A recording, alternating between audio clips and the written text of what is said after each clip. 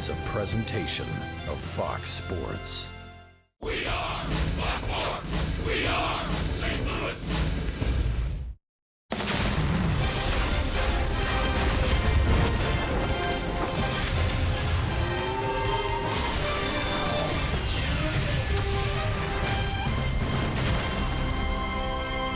This is St. Louis Cardinals baseball. Big crowd expected. It's a day game. Game number 3 of this weekend series between the Washington Nationals and the St. Louis Cardinals. Carlos Martinez gets the call today. Last time out, game 2 of the 4-game set against Arizona. He went 8 innings, was dominant with only 3 hits allowed and no runs. Today, he looks to go to 5-0. And welcome to Cardinals baseball. That's Rick Horton. I'm Dan McLaughlin. Great to have you along as Carlos Martinez gets the call against Max Scherzer. This is one of the best pitching matchups in all of baseball here today. Yeah, we've been looking forward to this. Carlos Martinez has been the best Cardinals starter through the first month of the season. His command has been good. Scherzer, on the other side, has not had good command of his fastball. Let's hope he doesn't figure that out today. Well, the Cardinals offense needs to click as well against one of the game's best in Max Scherzer. It's our What's on Tap, and it's presented by Budweiser. The Cardinals averaging this season close to 6 runs a game. Can they turn it on in Game 3? We're about to find out. It's the Cardinals, it's the Nationals. It comes your way next on Fox Sports Midwest.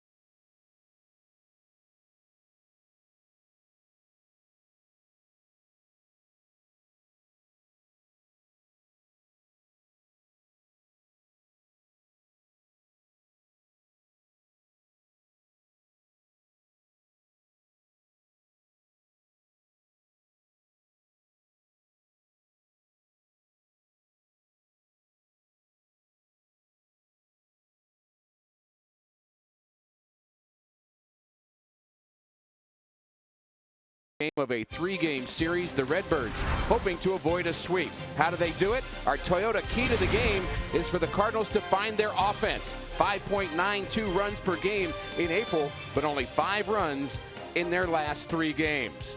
They've got a tough customer in Max Scherzer. Cardinal baseball coming up.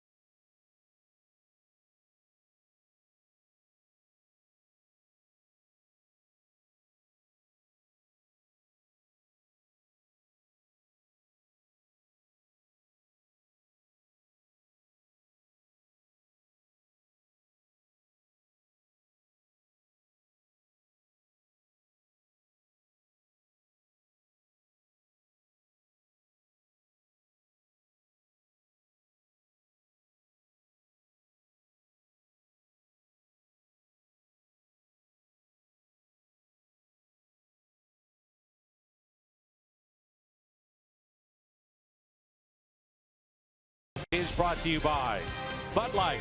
Raise 1-2 right now. By Chevrolet. Visit your local Mid-America Chevy dealer for great prices on the all-new 2016 Malibu. And by Menards. Save big money at Menards on all your home improvement needs. We're at Busch Stadium in St. Louis, and along with Jim Hayes and Rick Horton, I'm Dan McLaughlin. 68 degrees, very cloudy here in the Gateway City on the banks of the Mississippi. And a look at Dusty Baker's lineup. Matt Den Decker in his second year with Washington will lead it off, followed by Anthony Rendon, only 1 RBI in the first month of the season. Then Bryce Harper, the MVP. Daniel Murphy, third in hitting in the National League. Jason Worth, who homered here yesterday. Clint Robinson. Switch hitting Danny Espinosa, Jose Lobaton, and Max Scherzer. BJC difference maker Carlos Martinez. Ricky's off to a great start. He's been fantastic through 4 starts, and the idea for him is just keep doing what you're doing. He's not overthrowing at all. He has a very smooth delivery. The ball's just popping out of his hand, and at this point the command of his fastball has been good.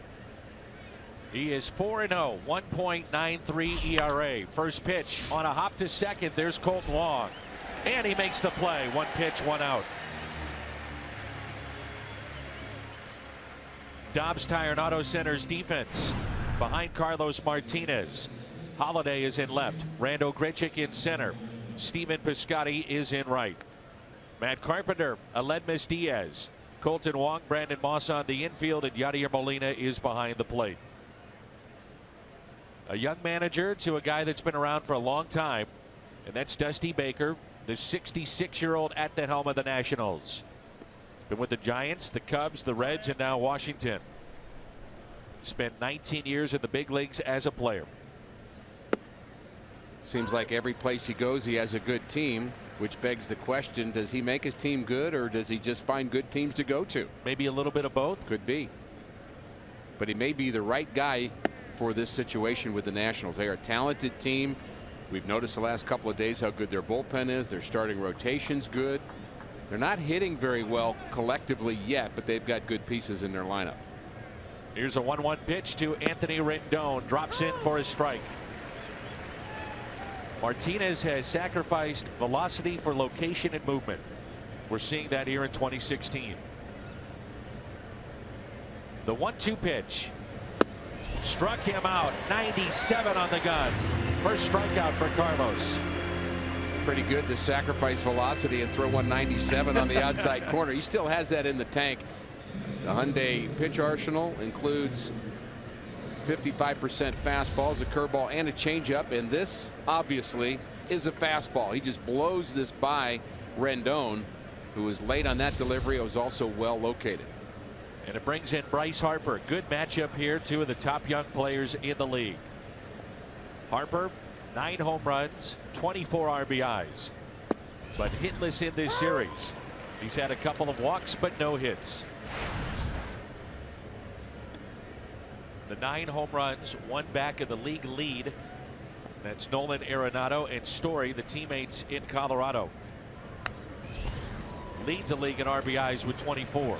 Fun to watch him play. I mean, you can think what you want about Bryce Harper, but there's no denying his ability and the fact that he's fun to watch play. The Cardinals will have the extended shift on him now that he has 2 strikes. See a lot of teams doing that with 2 strikes. You assume the bunt will be out of play, so you bunch everybody on the right side. The 0-2 pitch went with a changeup, and it's outside. Saw in that shot provided by our director Tom Mee and our producer Mike Helling that the right fielder Stephen Piscotty is about as deep as you could play in right field. And the 1-2. Isn't it something that you take off a little bit on the fastball, which is a tick or 2 down, but yet in your back pocket you've got 97, 98 when you need it? It's like a different pitch, isn't it? Yep. The 2-2. Harper's down on strikes. Pair of strikeouts for Carlos Martinez. That baby at 96. Cardinals coming up in the home half of the first.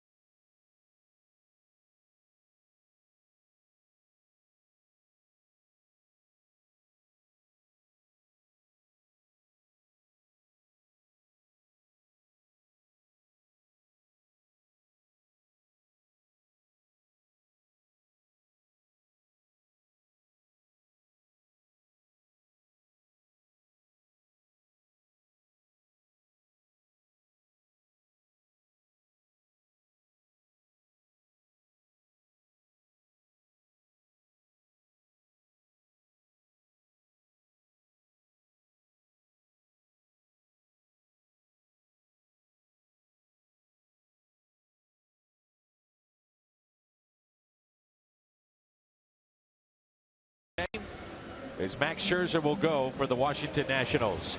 Here's a look at the lineup that he'll face. Matt Carpenter, Stephen Piscotty, and Matt Holliday. Then Brandon Moss, Yadier Molina, who is riding a reached base safely streak of 18. Randall Grichuk, Colton Wong, Aledmys Diaz leads the league in hitting, and then Carlos Martinez. 2-1 the record for Max Scherzer. Slow start for Scherzer. 3 All-Star games in a row, and he's a guy that can get the strikeouts. 230 plus strikeouts 4 years in a row for Scherzer. He's given up though 8 runs in his last 11 innings. And the fastball has been the big concern with the right-hander for the Nationals. Unusual that a pitcher would have better command of his off-speed pitches than his fastball, but that's been his issue. Fastball's been getting out over the plate. He's been giving up home runs at a higher rate, 5 already. The 1-1 pitch. Carpenter reaches for it. Base hit into right field. Looked to be an off-speed pitch. Carpenter stays back just enough. The defense features Jason Worth, Matt Dendecker, good center fielder defensively. Bryce Harper in right. Rendon, Espinosa, Murphy, and Robinson on the infield. Lobaton behind the plate. And Around the Horn is presented by Dobbs.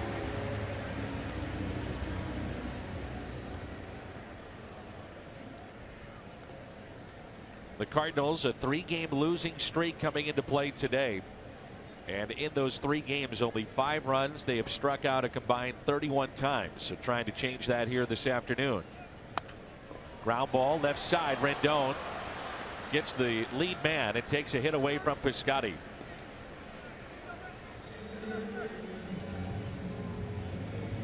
The Nationals have an edge defensively on the Cardinals. Rendon, very slick fielding third baseman, makes a nice play here to take a hit away from Piscotty. He didn't really smoke that ball, but still a nice play. But they've got very sound defense, especially on the left side of the infield. Their outfield is good,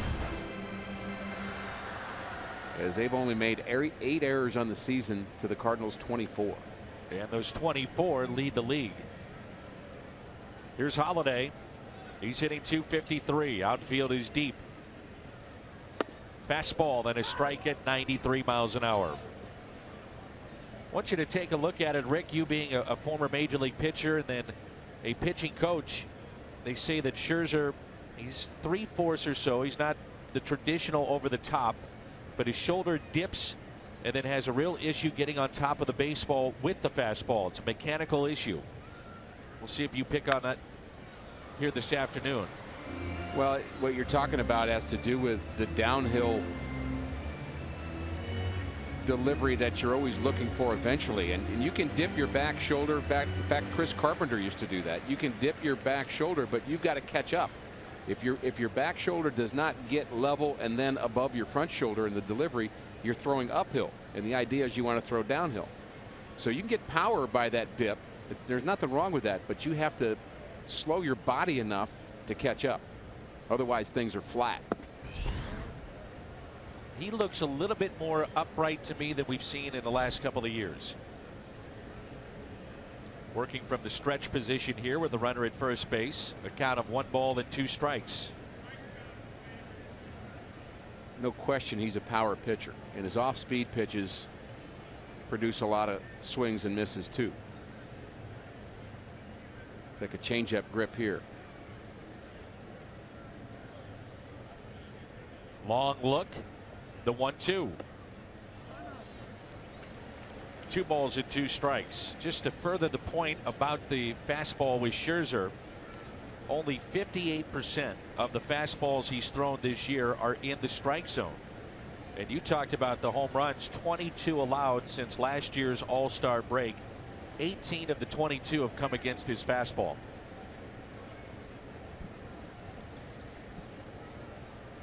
The 2-2 pitch to Holiday.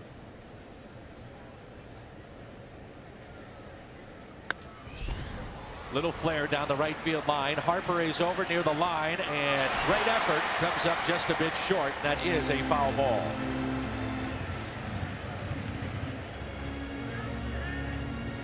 I like what you said about Bryce Harper before.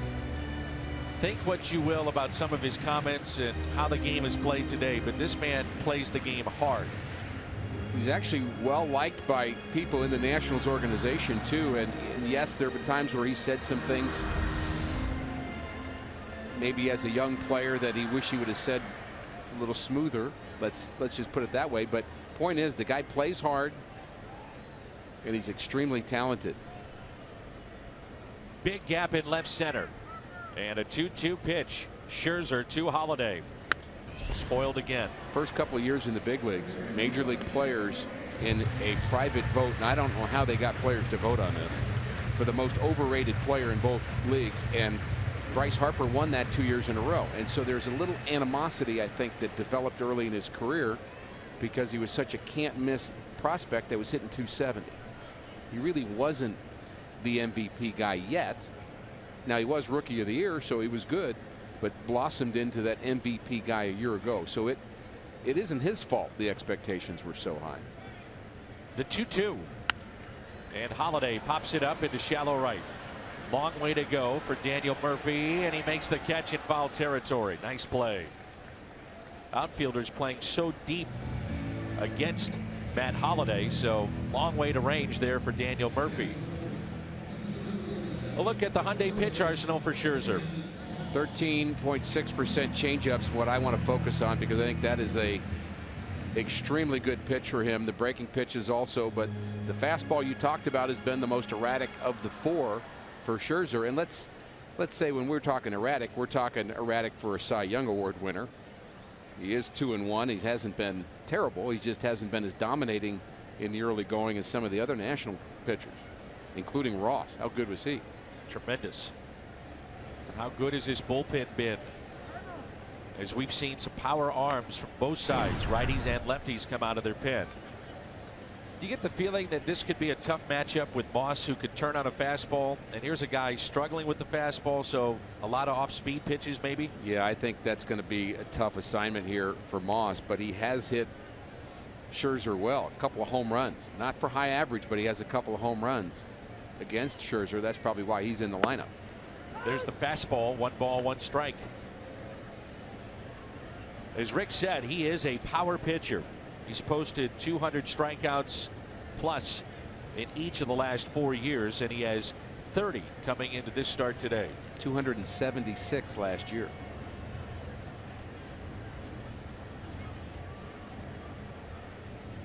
The 1-1. That's the pitch we've seen time and again in this series against Moss, that inside fastball.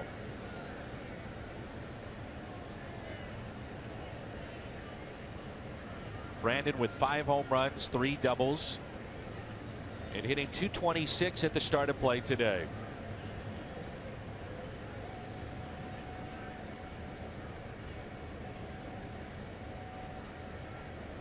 .2-1 is a fly ball hit down the right field line. Harper is over on the track and makes the catch. Cardinals strand a runner. Carlos Martinez back to work. No score after 1 from Busch.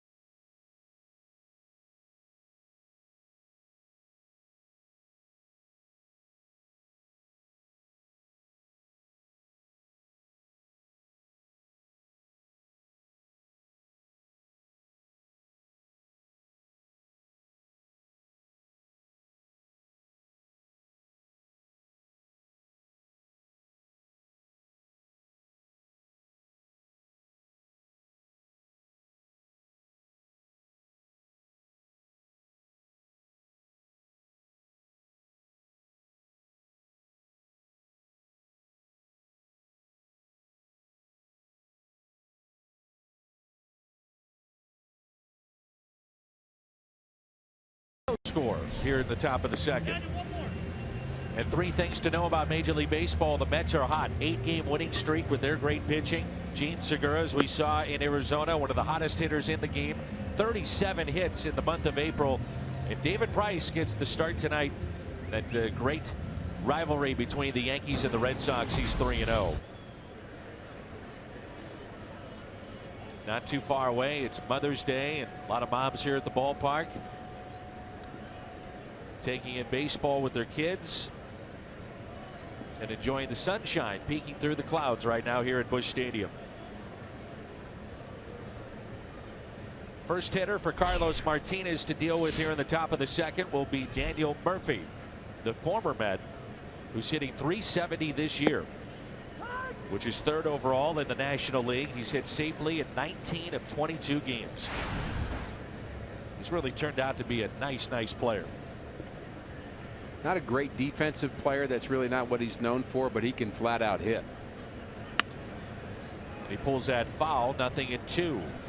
And he proved that he can hit in October, which I think the Nationals are hoping to be playing in October. I think part of the reason they got him.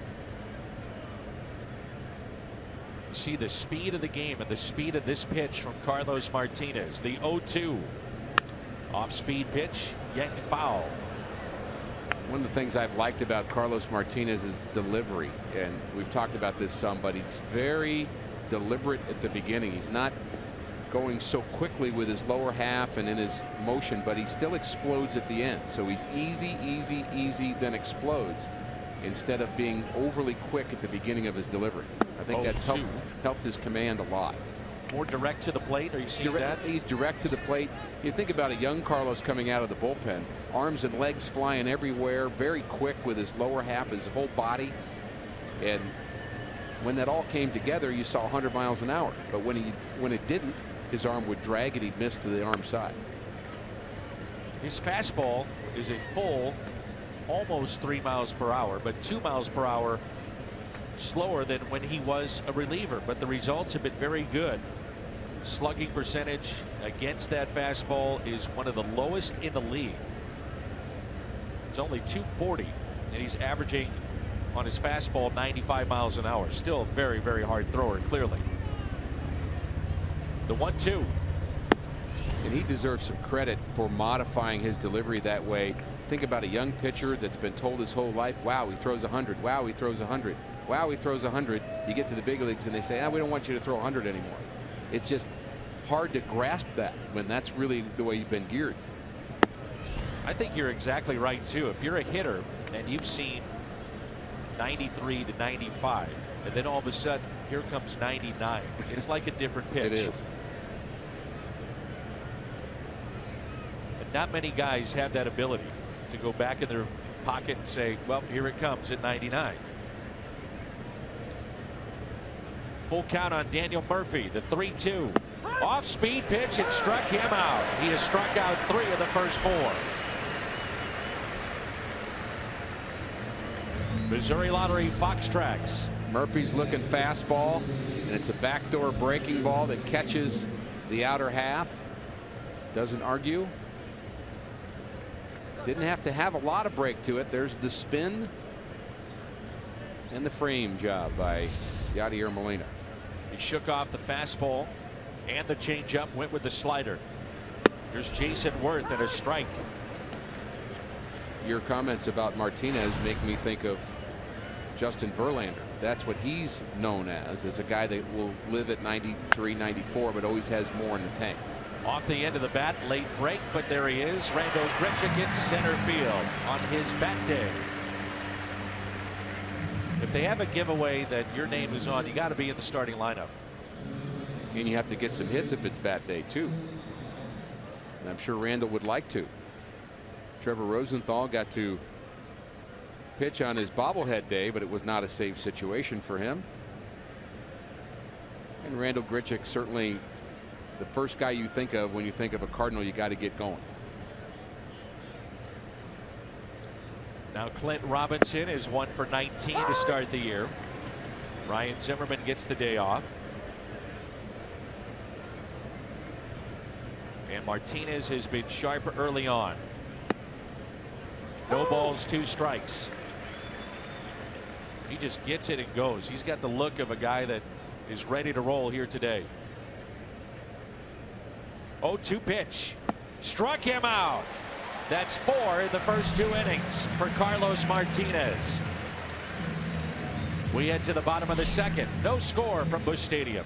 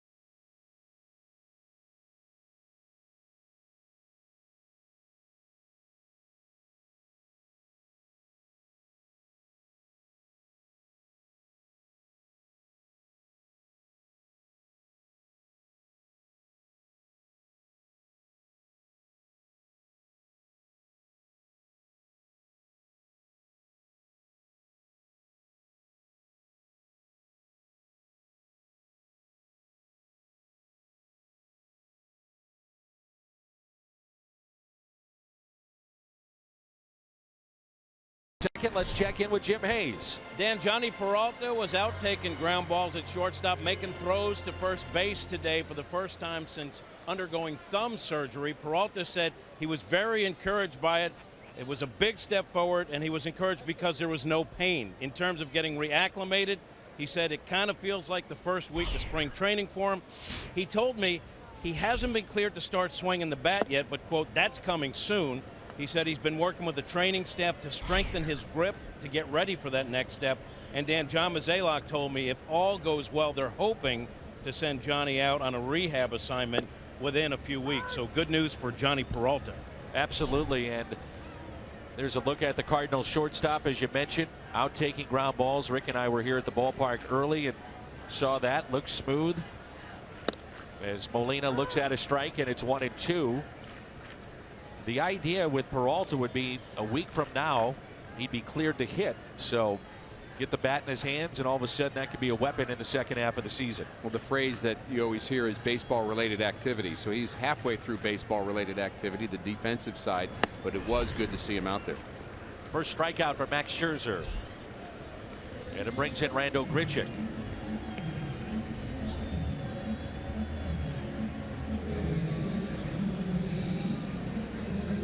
You hear it all the time, pitch recognition. And that's one of the things that they've talked about here with Randal Grichuk, who was very good in spring training, probably the most consistent hitter the Cardinals had.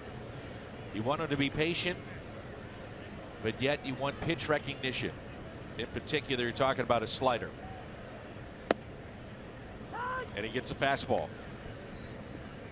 What we saw from Grichuk on the first road trip was towards the end of the trip, he walked a couple of times, and we thought that was a very positive thing for him because he's seeing the ball better.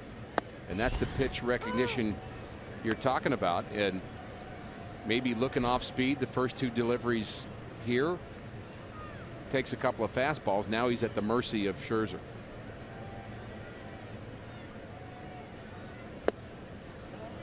The expectations this year for Randal Grichuk, you know, you go back to this time last year, here's a guy fighting for at bats, fighting to stay in the big leagues, and then this year not handed a job, but expectations are you're starting center fielder, middle of the order, and there's some pressure that goes along with that. Yeah, I think what has happened with him now is, and it's just become maybe a little bit overly reactive now. Is the pitcher's pitching to him instead of him going up there and swinging the bat and letting it go, and that comes from overthinking. It comes from kind of being down in confidence. I think he'll get it back though.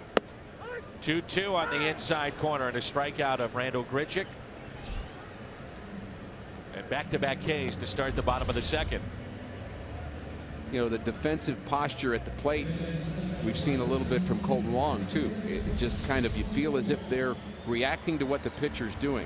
When a guy's red hot, and both these guys will get hot at some point, and when they get hot, they'll be making it happen. And forget, I don't care if Scherzer's pitching or Dan McLaughlin's pitching.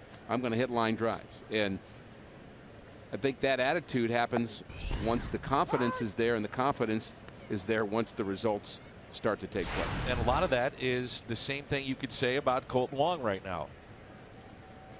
So Wong steps in, 0-2 the count with 2 outs, nobody on. Here in the Cardinals half of the second. And the Cardinals averaging close to 6 runs a game without a lot of production from Grichuk or Wong, 2 guys you were counting on. They want to elevate this pitch.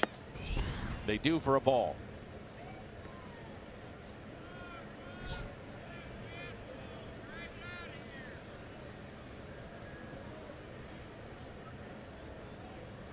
Aledmys Diaz is on deck if Wong can extend the inning.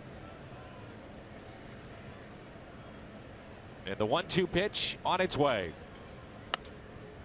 Had him out in front, popped up. Anthony Rendon. And an easy 1-2-3 for Scherzer. We head to the third. It's a pitcher's duel here at Busch.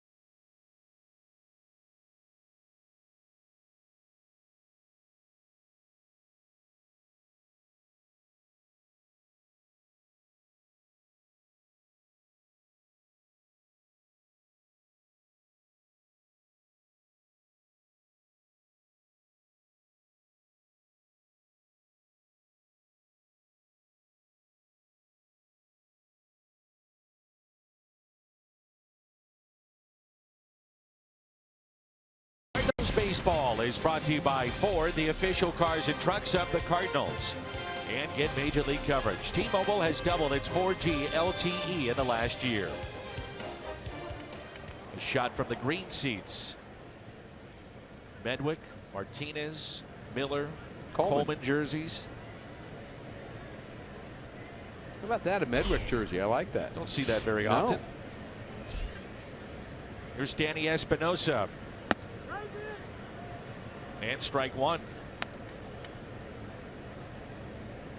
I don't remember the last time.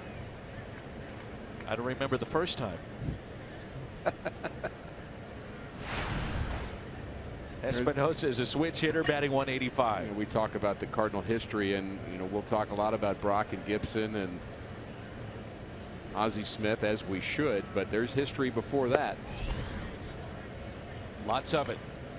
Names like Jim Bottomley and Joe Medwick.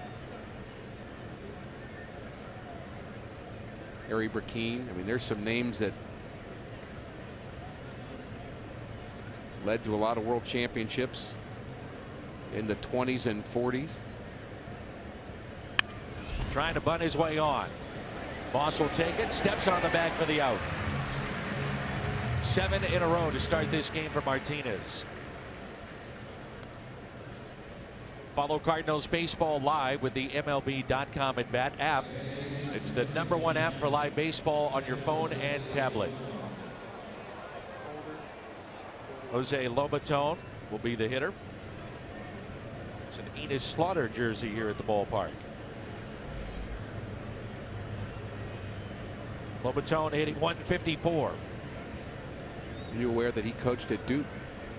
I was not aware of that. I got a letter from him in high school. Enos Slaughter. Yes. You still have the letter? I don't.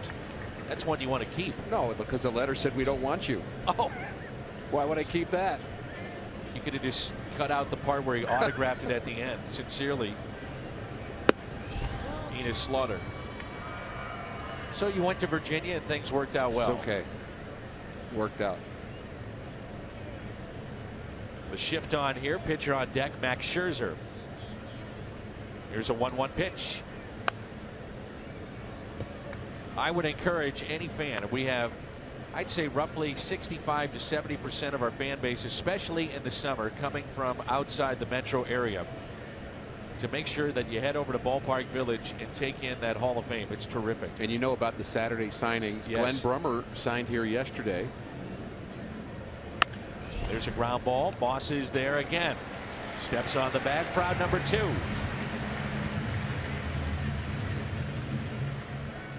Speaking of history, 30,000 fans on May 6th. That's this Friday.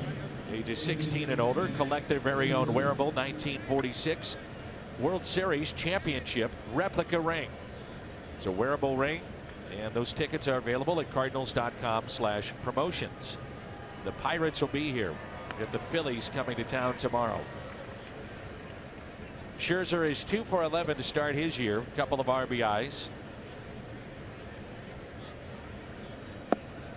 Strike one.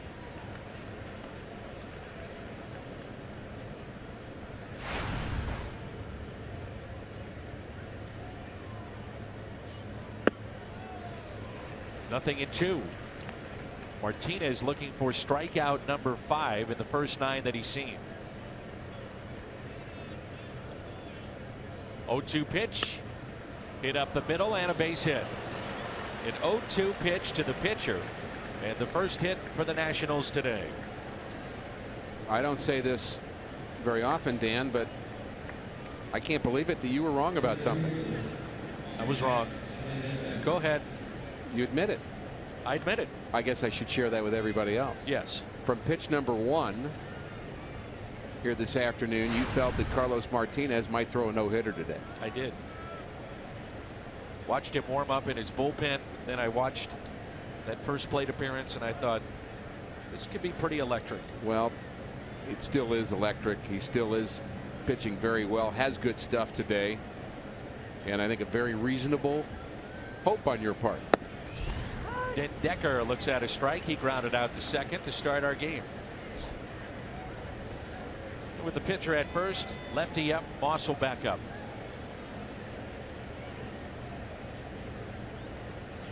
Scotty very deep in right field. Big gap in right center. And the 0-1.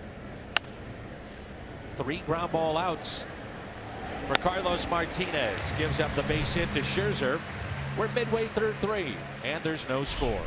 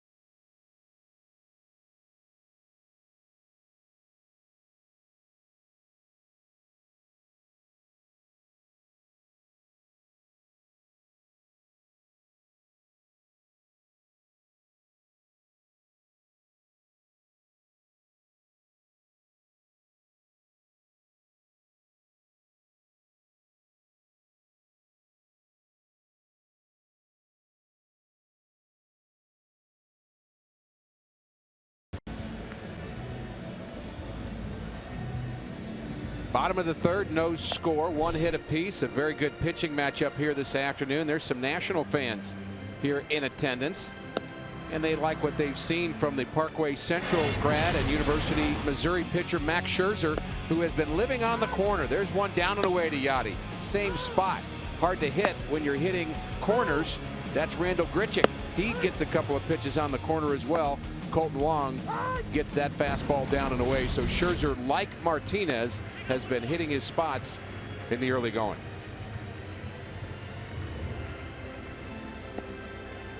So Scherzer gets his warm-up tosses and had to hurdle this baseball as a lone base hit today. As Carlos Martinez threw 3 innings, 35 pitches, 27 strikes. 10 of 10 first pitch strikes, and he's hit 97 on the gun. It'll be Diaz, Martinez, and Carpenter for St. Louis. And a Pirate fan, maybe he figured it was the wrong weekend. They'll be here next Friday, next weekend. Let's hope they cool off a bit. They've won 6 straight. The Pirates have been hot. The Cubs have been hot. Chicago 4 straight. Pittsburgh 6 straight. And all of a sudden, Rick, you look up and the Cardinals are 6 games out. Yeah, so through 1 month of the season, Dan, down 6 really bothers you a little bit more. If they were down 6 through 2 months, it wouldn't be as big a deal. But you're just hoping that that's not an exponential issue, that the Cardinals are going to lose 6 games per month. So I think it's enough to get the Cardinals' attention. That's fouled back just below us. We still, in 10 years of this ballpark, have never had a ball that makes it to the booth. That was pretty close. That was as close as it gets.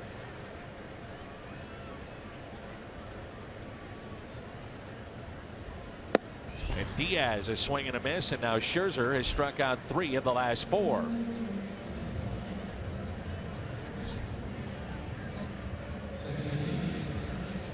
John Lackey making the start today for Chicago. They're taking on the Atlanta Braves. Pittsburgh with a 1-0 lead in the 5th against Cincinnati. There's Carlos Martinez, 3 for 11 on the year.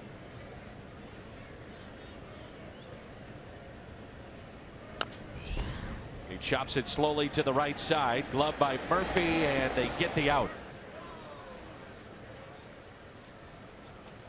Fox Sports Midwest, the Blues, Bud Light have joined together for playoff rallies before every home game. Get to the game early. Enjoy live music and prizes. For Game 3, the Blues for Kids Foundation created Moose Playoff Beads. They could be yours for a $3 donation to Girls on the Run at Fox Sports Midwest Rally Tent before the game, or from volunteers inside the game. Your own Brian Elliott Moose Playoff Beads Tuesday night. Good luck to the Blues today.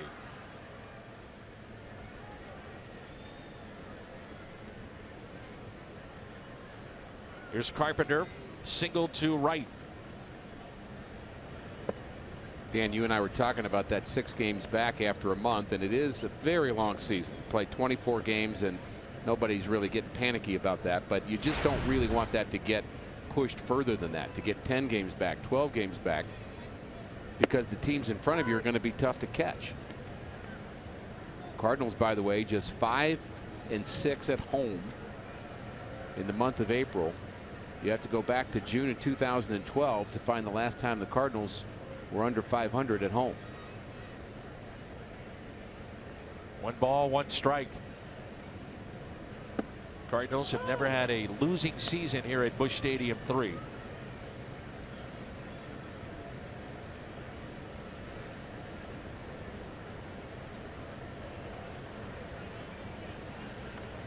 The 9th straight year in the month of April, the Cardinals have been at least 500. They're 12-12 as we start play here on May 1st.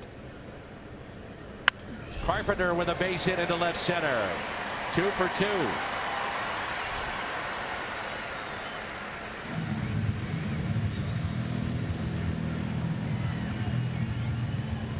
A disturbing trend, though, of the first month, what the Cardinals have done against teams that are 500 or better. That's Chicago, that's Pittsburgh. Here with Washington, they're 1-7, but 11-5 against everybody else. You have to remind yourself, we do, fans do, the players do. It's so early. That's right. In this season. It's 1 month. Here's Stephen Piscotty. And it's a game that's based on numbers, and you look at trends, but you know, the reality is there's 5 more months to go. And I think it's a fair thing to think about, at least, and realize that, okay, you've got to do better against teams that are good teams. You can also say the reason that the teams are over 500 is because you're losing to them. So when you have a small sample size, that's kind of how that works. The reason that teams are below 500 is you're beating them, and you're going to have numbers that skew that way. But over the long haul, you've got to find a way to beat teams like the Nationals, which the Cardinals have done in recent memory, including winning 4 of 6 last year. 1 ball, 1 strike.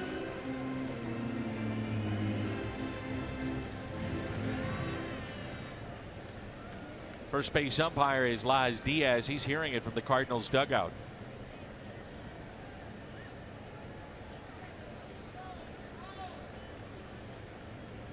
Outfield is deep for Stephen Piscotty. Hit into a fielder's choice his first time up. One aspect of Scherzer's game that many talk about is how he controls a running game.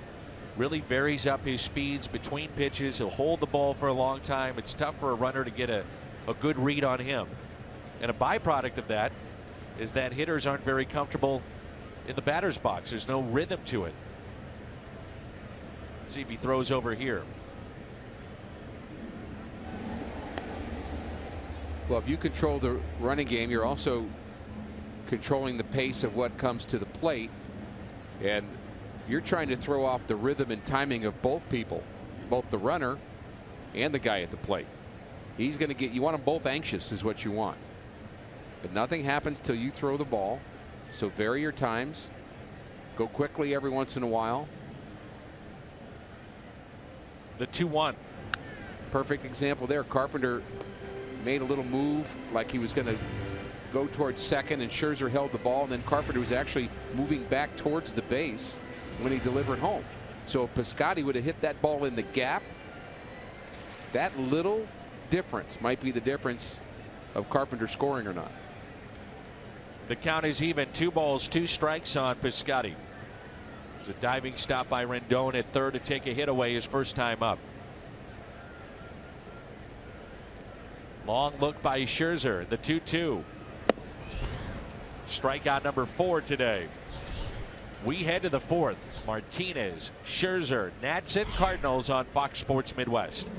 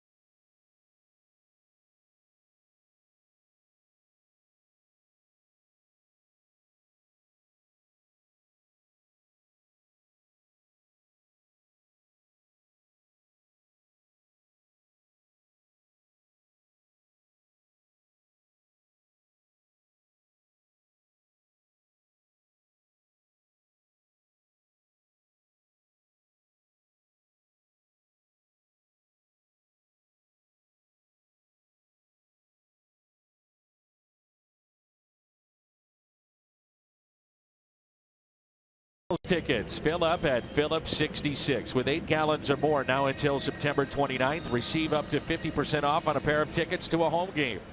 For more information, visit cardinals.com/Phillips66.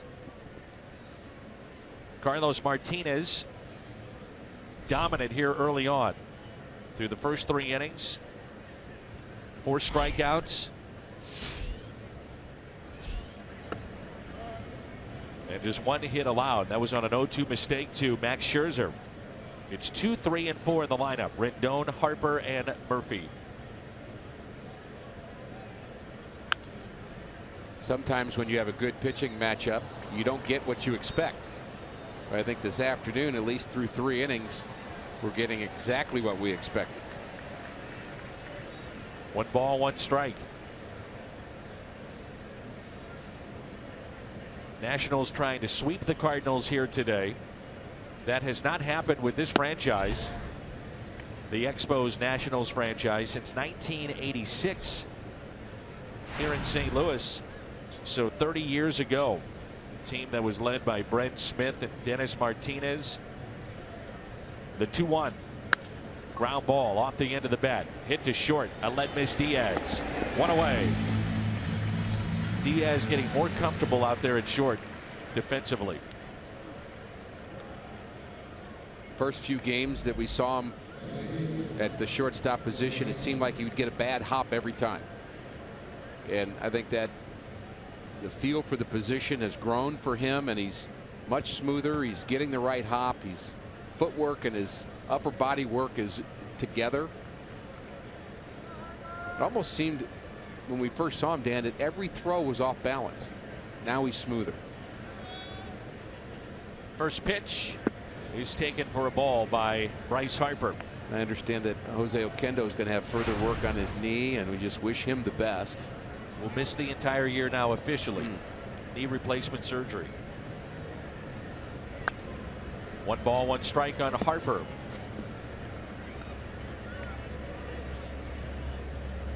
Mike Trout, Bryce Harper debuted on the same day. That was back on April 28th of 2012. Trout is 24. Harper is only 23. And Trout already a 4-time All-Star. Harper 3 times. Both have won the MVP.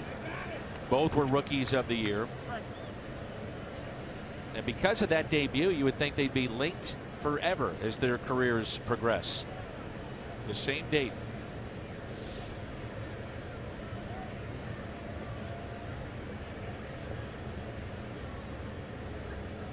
Here's a 1-2 pitch. And we will see Mike Trout and Albert Pujols on our next road trip as we go to LA, both LAs. Angels and Dodgers coming up. Harper was on the cover of Sports Illustrated when he was 16. Rookie of the Year at the age of 19, MVP at 22. And a 1-2 pitch. Martinez to Bryce Harper. Here it comes. He got him again, looking for the second time.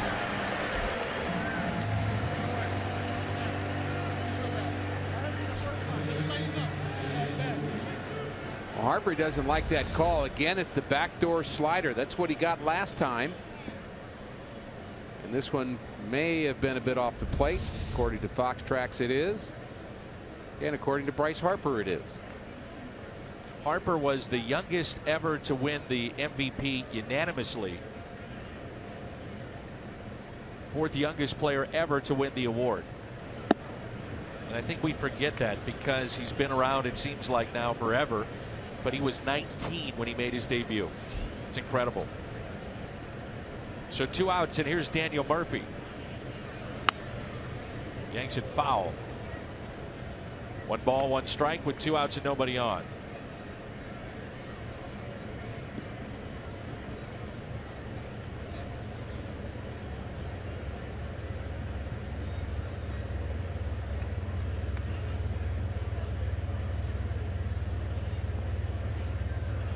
The youngest ever to win the award was Vida Blue.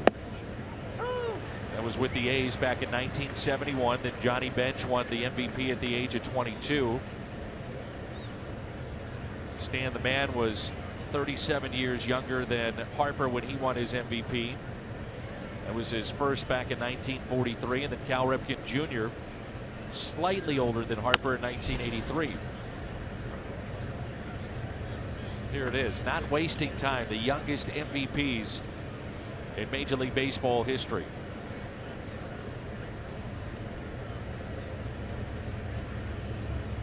I remember Vida Blue's year as a pitcher winning an MVP and a Cy Young. That's right. At such a young age, he was just lights out. And the 1-2 is lifted in the air out to left field. There's Holiday. So the Cardinals have kept him in check so far. That's Bryce Harper in this series. And today he's 0 for 2 and twice caught looking with a pair of strikeouts.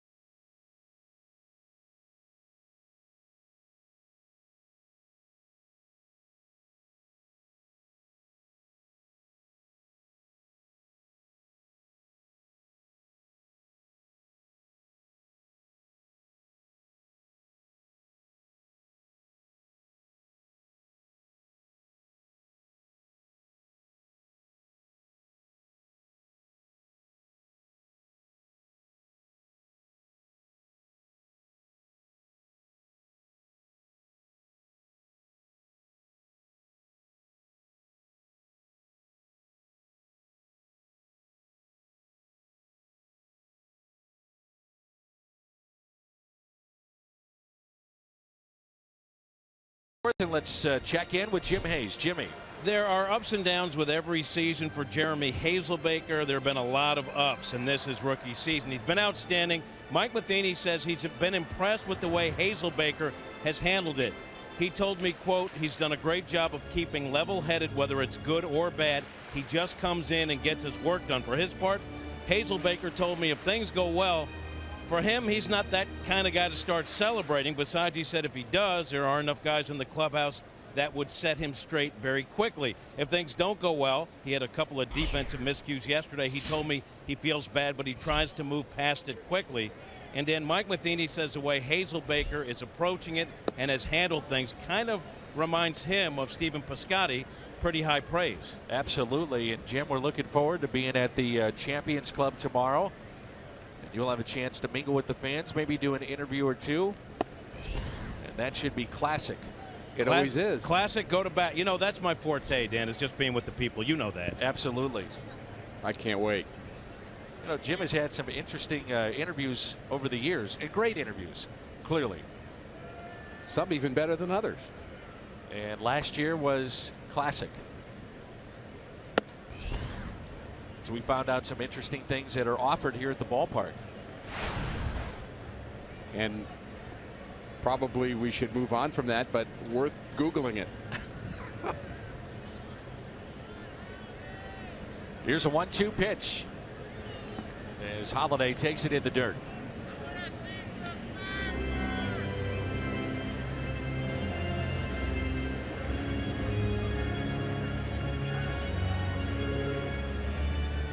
I bet that Max Scherzer recognizes that music, the organ music being played here at the ballpark. St. Louis native. As he pitched at Parkway Central, was a terrific high school athlete.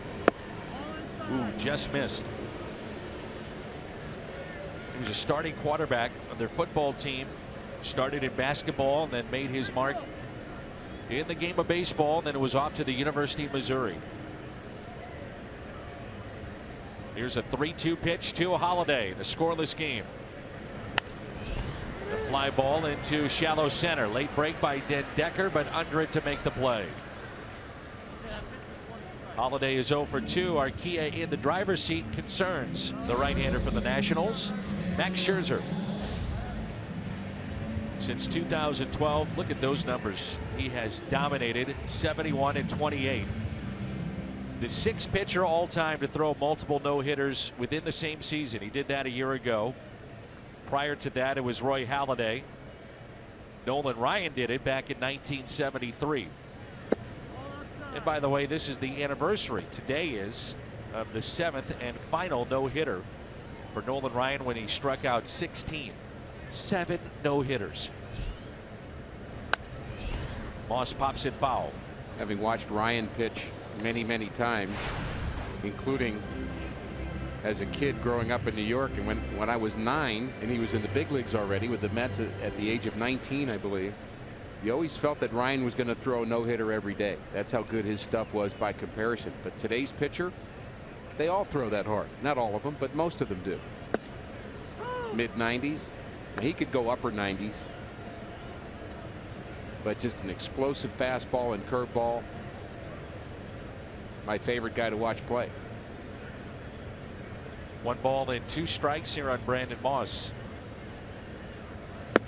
I should mention that my partner today, Rick Horton, his first ever big league hit off the guy that he idolized, Nolan Ryan. That works its way into him being my favorite. What a great moment that must have been for you. Oh my. Especially when the next 3 guys struck out. Made it even better. Did you give those guys any trouble? Oh yeah. Come on, this guy's not so tough.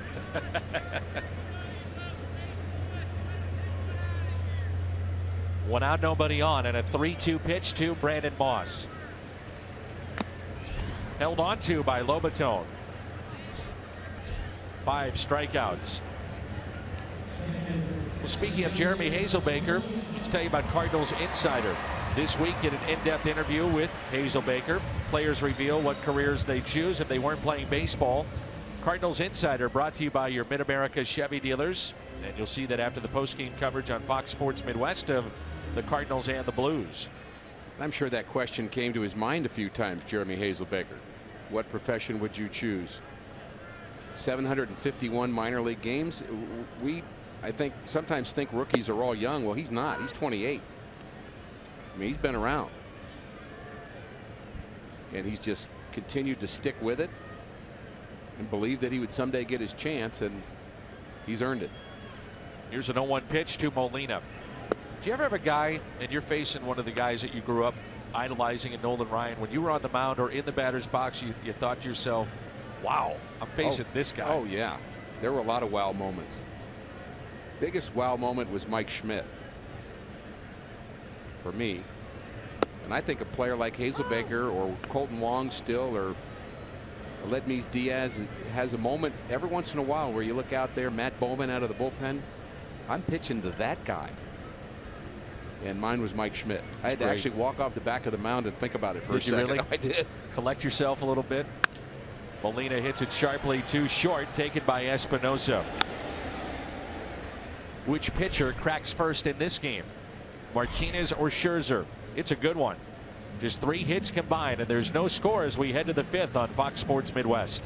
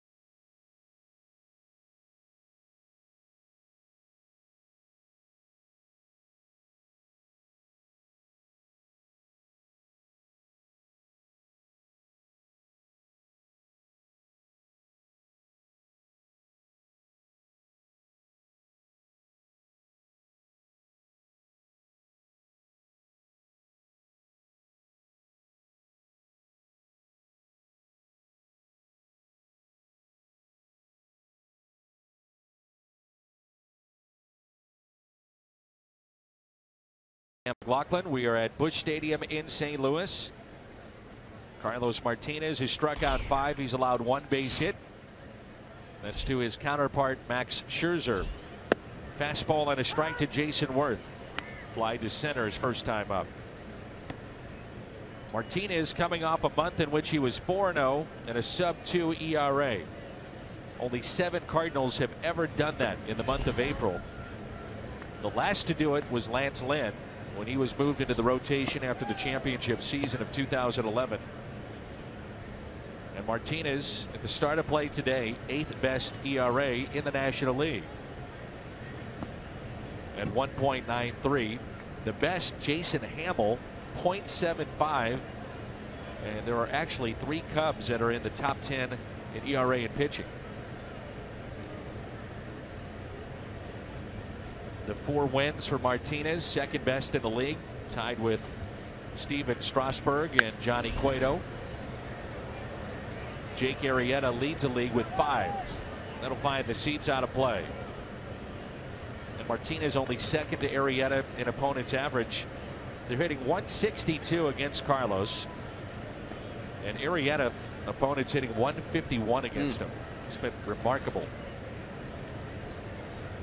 He just keeps moving on, and so does Carlos, and so does Max Scherzer here this afternoon. And I think you said it very well, Dan, last inning. Which pitcher is going to crack first? In my mind, that means pressure on defense to be good. And a high fly ball lifted out to left. There is Holiday. When you have a tight game, defense can become much more of a factor. If it's an 11-7 game, you tend to overlook the missed ground ball or the missed double play or the bunt that wasn't handled well or the bunt that was handled well. You tend to overlook that and say, well, it was 11-7, just one of many things that happened in the game. But this game may be decided on one great play or one error that costs a run. Here's Clint Robinson as Chris Maloney will position the outfielders for the Cardinals. And even that has more pressure to it in a game like this. You want to make sure they're in the right spot, that there's no mistakes. You've got young outfielders in center and in right. You just want to make sure they're in the right spot. You have to be attentive to details. Well, you give away outs, and then the other thing, the byproduct of the errors, is the stress that it puts on a pitching staff. High leverage situations, additional throws in the game. The 0-2. I think that's the aspect of errors that gets overlooked. No question about the stress that you put on the pitching staff. I think it's happened to Garcia and Leake a couple of times already where they've had to get 4 outs in an inning too many times in a game. Just makes it tougher. Looking for strikeout number 6, and he gets it. 6 today for Carlos Martinez. The Chevy Fox Tracks. Let's take a look. Clint Robinson now 0 for his last 15 because he couldn't hit that changeup. Not sure many people who could have. Bottom just dropped out of it. He's now 1 for 21 on the year. Came in 1 for 19. Hey, thanks, Dusty. I get to go against Carlos and I never play. Well, tough league. His response would be and should be, you hit Carlos, you get to play some more. It's a game of opportunity. Danny Espinosa. Always reminded of Vince Coleman coming to the big leagues and Whitey Herzog and Dal Maxfield sitting down with him and saying that you're going to be here for a week. And he said, no, I'm not. I'm your everyday left fielder. I'm staying up. And he did. And he did, but he earned it. I mean, anybody can say that, but he backed it up. 1 ball, 1 strike. Martinez is also going deeper into games as opposed to what we saw a year ago in his 4 starts. He's averaged 7 innings. Less walks, less pitches. Not afraid of the ground ball. The 1-1. You know, Dan, I'm not a big fan of the phrase pitch to contact. I understand it and I actually agree with it. I just don't like the words for it. I prefer not being afraid of contact as opposed to pitching to contact. But I think that's what Derek Lilliquist has gotten through to Carlos Martinez, and I think Mike Matheny part of that too. Just we need you to conserve, throw a lot of good pitches, and trust your ability. And if it's a ground ball, no problem with that. You'll win more games, you'll pitch more innings.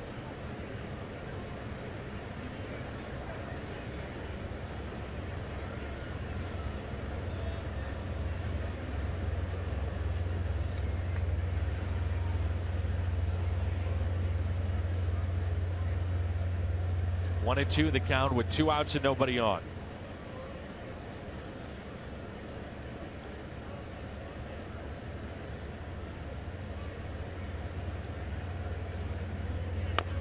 Little ground ball. Martinez makes the play, throws off balance. The athleticism of number 18. Nicely done.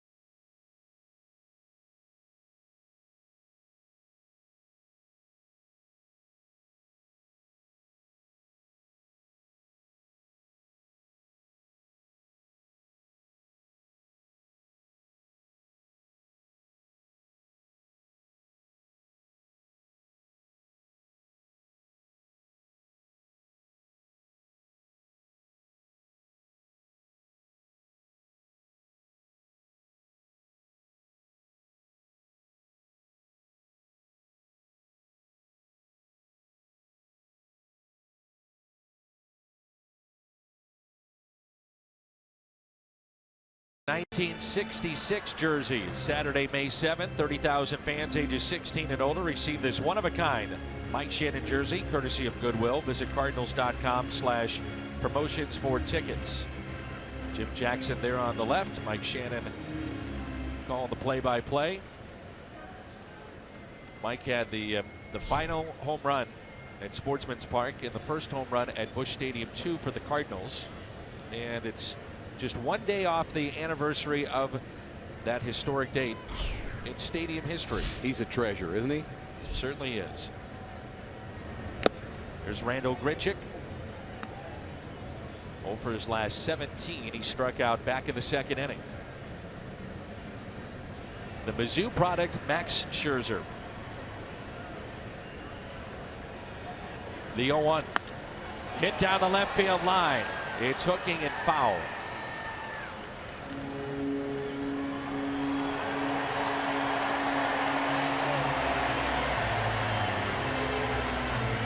Blues have just scored. The reaction of the crowd. 0-2. Scherzer looking for strikeout number 6. Popped up. And that'll find the seats out of play.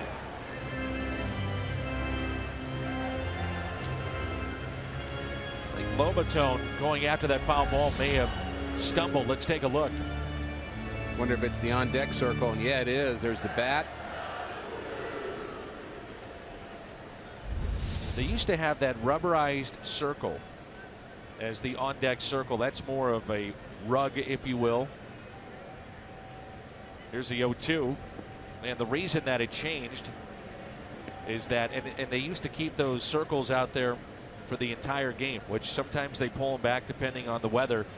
But the rubberized circle, Albert Pujols came in one night and slipped on that. Right. It was like, almost looked like he was on ice, landed on his back and was slow to get up. And believe me, things changed. There's a broken bat pulled foul.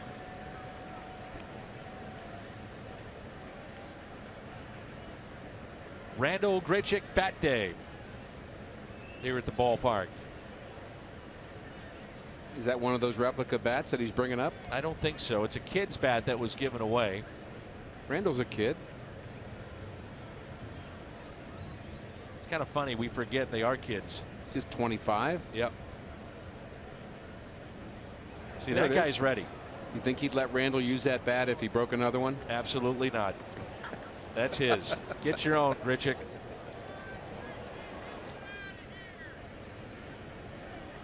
Big gap in left center and a 1-2 pitch. Fouled back and a good cut. He's had a couple of good swings in this at bat. I don't know what's going to happen from here, but when you're in a slump, you want to see progress. Even if you don't get to the end result. Hitting coaches will talk about that a lot. They'll say, yeah, but he had a good at bat. You know, we'll all say, yeah, but he's still 0 for 18. It's like, yes, but I can see him getting closer to reacting the way he needs to react. 2-2.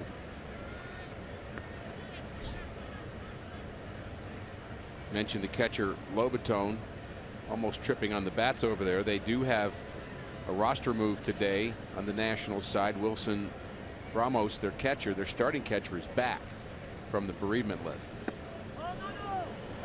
Check swing did not go. It's a tough spot and a fine line that a manager, a hitting coach, a staff walks with young players. You want to be patient with them. However, this is regular season play. Results driven business.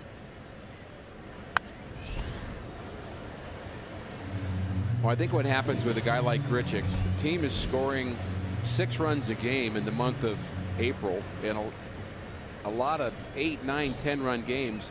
If you have an offer with one of your players, you don't notice it. You don't worry about it. But when all of a sudden runs are hard to come by, then you start to panic a little bit. And he strikes out on the 3-2 pitch.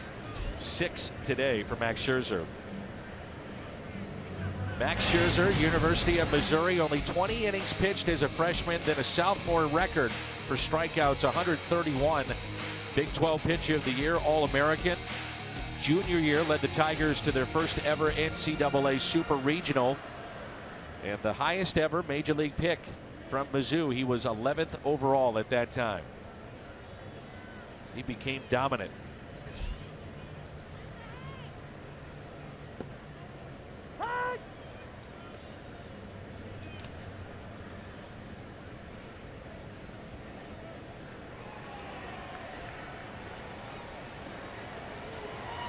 Here's Colton Wong, slaps it the other way for a base hit.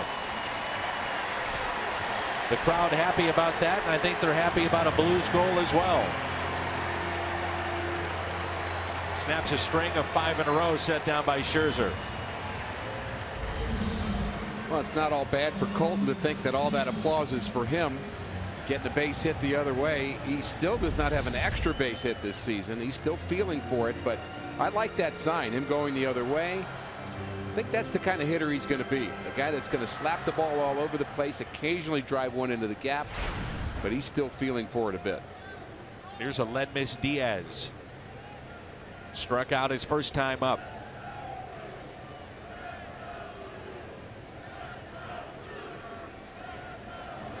Diaz, that month of April, historic in the fact that he had 30 hits, second to only Albert Pujols among Cardinal rookies to start their career. Albert had 34, but the highest OPS ever in the month of April by a Cardinals rookie, Aledmys Diaz. That's anybody that's played for the Cardinals. OPS, on base, plus slugging percentage. They're running, and the pitch is hit in the air down the right field line. Over near that sidewall is Harper, and he makes the catch. Back to first goes Colton Wong. I don't know if you feel this way, but I did the Blues for a number of years on their broadcast. I get the feeling that this city is more into the Blues than they ever have been. Probably a byproduct of what happened with the football situation here in town. I think so. Oh, there's no question about that. In fact, I think a lot of Cardinal fans couldn't wait for baseball season to start for the same reason, but I think the Blues are, well, they're in the playoffs. It's more, I'd say, relevant right now and would be great for the city of St. Louis. The Blues keep going on. 2 outs and a runner at first. The fans here during playoff games have always, followed the Blues, and you'd hear if they would score, but now more than ever you hear it. As we know what a great sports town that this is, and the fans that are so passionate and do care about the Cardinals and the Blues. 0-1 pitch to Martinez. 0-2.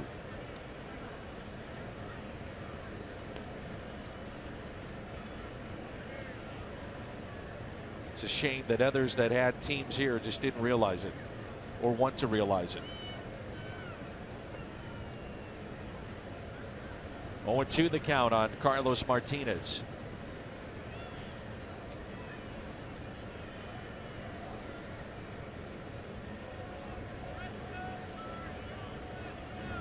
And a strikeout. That's number 7 for Max Scherzer. Cardinals strand a runner. They have stranded 3.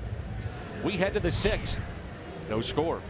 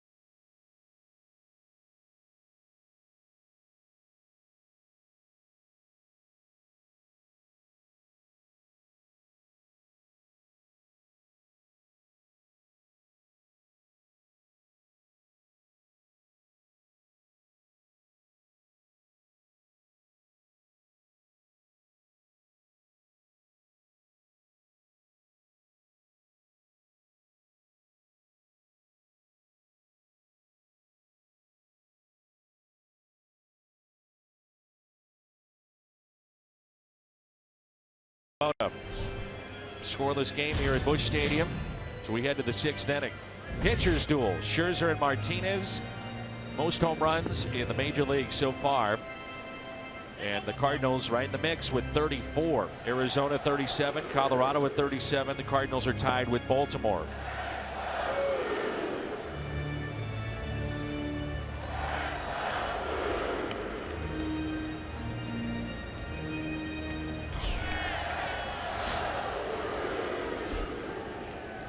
The chance of Let's Go Blues here at the ballpark. Here's Jose Lobaton, the switch hitter, followed by Max Scherzer and Matt Den Decker. Martinez has struck out 6. Scherzer has struck out 7. Carlos has allowed just 1 base hit. Lobaton grounded out to first. He's 0 for 1.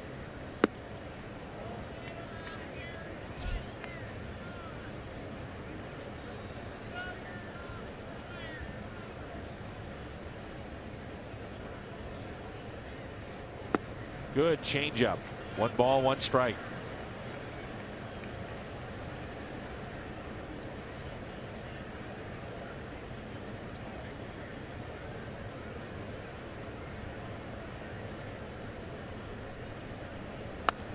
Had a very nice conversation in Arizona with Martinez, who wears number 18 to honor Oscar Taveras. And he told me just how poor he grew up in the Dominican along with Oscar. Those two were best friends growing up, played Little League together, and still talks to Oscar's family just about every day. And I said, how are they doing? How's the family? How's the parents? And a smile got on his face. He said, they're doing great. He said, you'd be surprised just how great they're doing. Always puts in the 18 in the dirt behind the pitching rubber to remember his friend. 2-2 pitch. Went down to get it. Slices it into left for a base hit.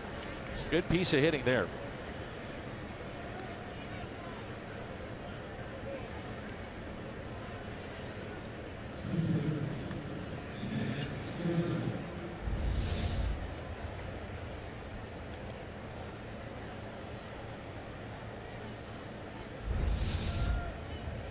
Max Scherzer digs in.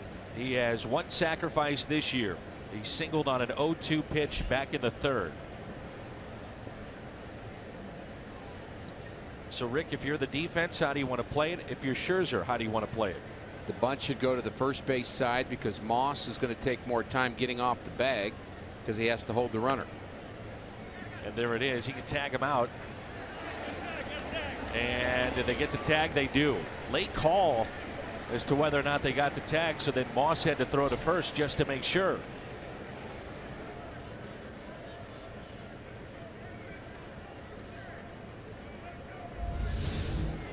Well, sometimes the call is made verbally. I can't say whether whether he's saying I got a tag or there's a tag or no tag. That's where you'd want your umpire to be emphatic with that call.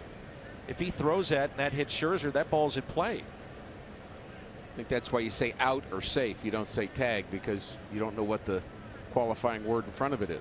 That's why an outfielder never says I got it, you got it, because all you hear is got it. You either say you or me. I'm still not sure whether he tagged it. First time the Nationals have had a man in scoring position, and they delivered. Den Decker with a single into center field. Lobaton will score. 1-0 Washington.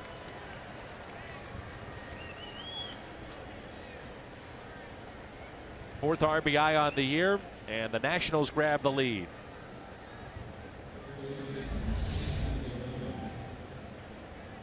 Den Decker doesn't get to play a whole lot, but he takes advantage of his opportunities. He's always been a good hitter. Good attempt by Colton Wong. Runner moved to second base. Scherzer's bunt. Key part of this inning.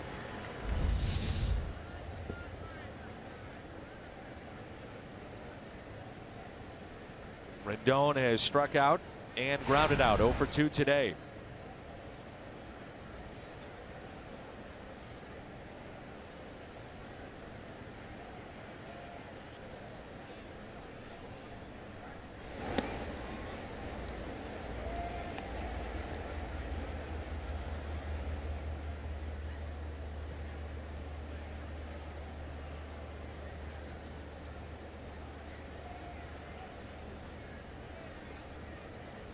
A short lead at first by Dendecker, 1 stolen base this year.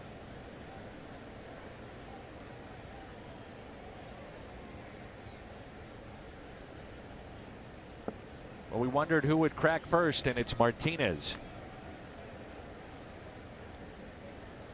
It's not just the errors, and you talked about how that could be a key. It's the little things in this game.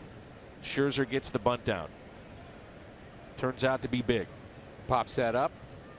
Martinez still working. Maybe they don't score. I wouldn't think Martinez would be an easy pitcher to bunt either, for that matter. But Scherzer got the job done. Helped himself. Here's a 1-0 pitch. Instead, a check on the runner at first, Matt Dendecker.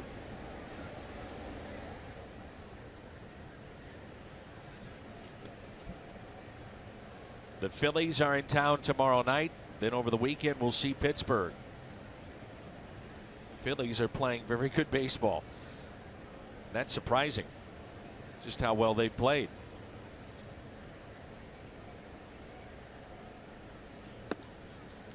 Catches the outside corner. The Phillies have won 8 straight. Excuse me, 5 straight. Mets have won 8. The Nationals 2, and also in that division, Miami has won 7 straight.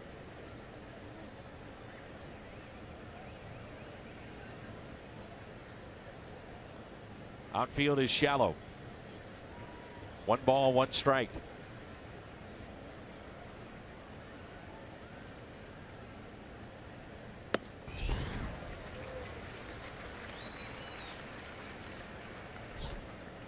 This has been a well-played game, and you think about the importance of both bullpens. Strong points for both teams. We've seen the Nationals bullpen. Cardinals bullpen has been a big plus through the first month of the season. And you wonder about the significance of players off the bench. The Cardinals batting .370 in pinch hit roles. We highlighted Hazelbaker earlier. We might see him before it's over. Plenty of baseball left here this afternoon. Here's a 1-2 from Carlos Martinez to Rendon. Struck him out. That's 7.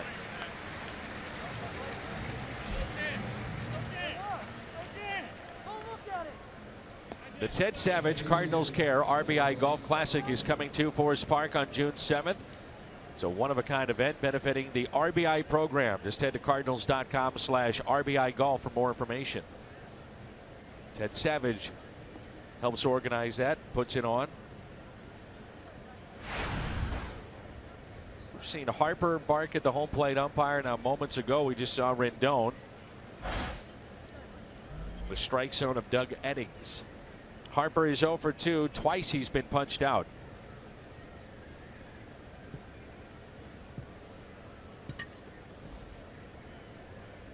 So 2 outs, a runner at first, and a changeup. Harper way out in front.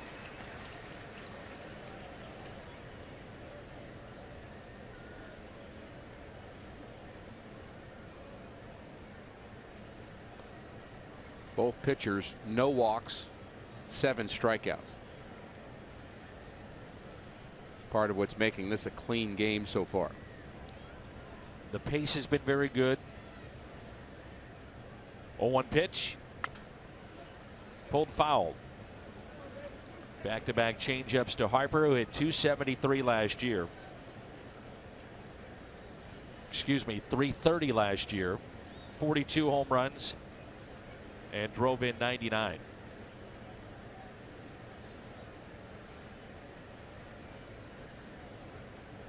Cardinals change up their defense here. The shift is on with 2 outs, 2 strikes. This will be pitch number 77 from Martinez.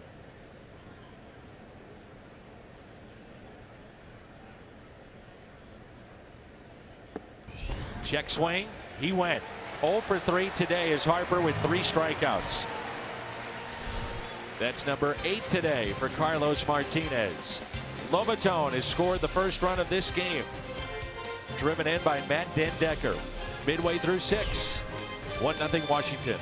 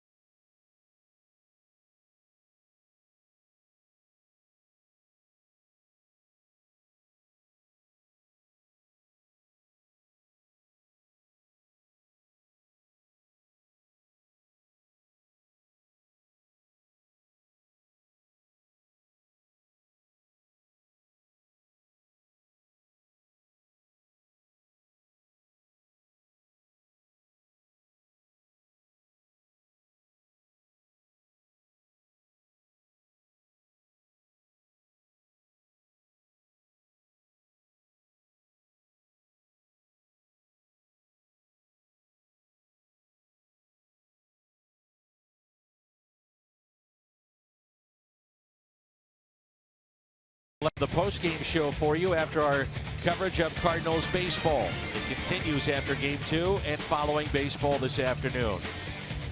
It was the picture of the night that it was announced, at least the day after, that the football team that once occupied time here in St. Louis decided to move, and show a sign of solidarity. Tom Stillman, the Blues owner, with Cardinals president Bill DeWitt, the ceremonial drop of the puck. Bill DeWitt III is a huge hockey player and a huge fan. Tom Stillman is a fan that happens to own the team. They understand the great impact that both these franchises have on this community. Here's an 0-1 pitch. Now it's 0-2. The Cardinals with 3 hits today, and 2 of them from Matt Carpenter. A pair of singles, one to right, the other one to center. The other base hit was Wong to left.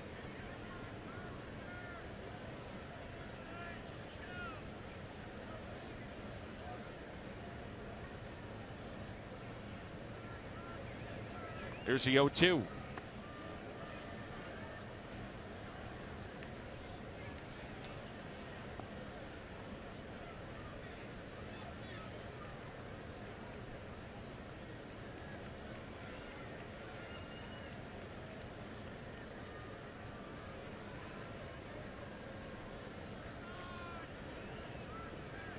In the dirt. Max Scherzer has a Cy Young.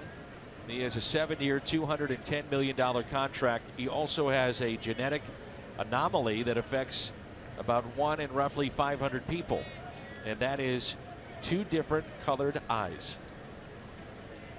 One eye is blue, the other is green. As Carpenter strikes out, his mother is Jan, and Jan was saying one time to me that when he was a baby, they would see the eye color for about a year, and both the eyes changed colors. They wondered if something was wrong, and they always told him that nothing was. They always told him, well, you're just special. Just you've got something different that no one else has. And they said when he was a kid, anytime he'd draw a cat or a dog, they'd always have 2 different colored eyes. He's special, all right. Yep. Became a great athlete, and here he is in the big leagues. And when he was 4 months old, they went to the pediatrician to look at the eyes, and the pediatrician said, don't worry about it. No big deal. Everything's fine. No issues whatsoever. And so she was watching the Tonight Show with Johnny Carson that night. Jane Seymour was on the show, and she had 2 different colored eyes. And she said, well, if Jane Seymour has that, our son has it, things are going to be all right. And Max, for those of us that have gotten a chance to meet with him and visit and talk with him and know him a little bit, is a great person. Wonderful family. Need to ask him what he puts on his driver's license. Yeah. I'm not sure. That's a good point. Let's ask him. That's pulled foul. What, you want to ask him right now? He's kind of busy. Now with 8 strikeouts.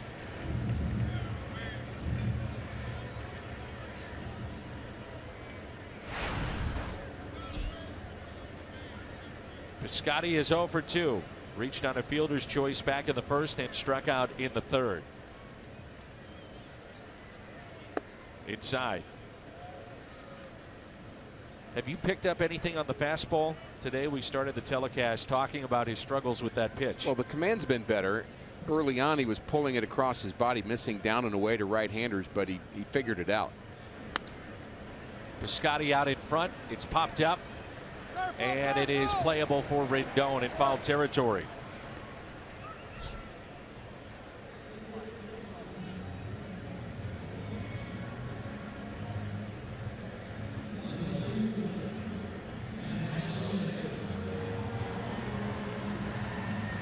Holiday is 0 for 2. He's popped out and also flied out to center. 0 for 2.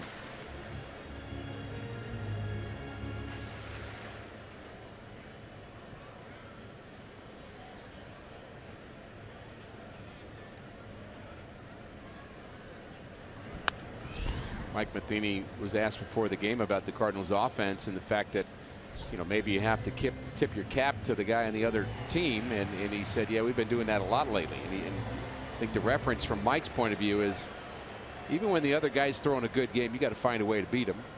And the Cardinals, as you mentioned earlier, only 5 runs in the last 3 games. You know, they figured out offensively how to beat. I wonder what just happened. I'm guessing a Blues goal again. How about that? Oh, they know over in Ballpark Village. But the Cardinals were able to figure out Zach Greinke and Shelby Miller. They didn't have to tip their cap to those guys.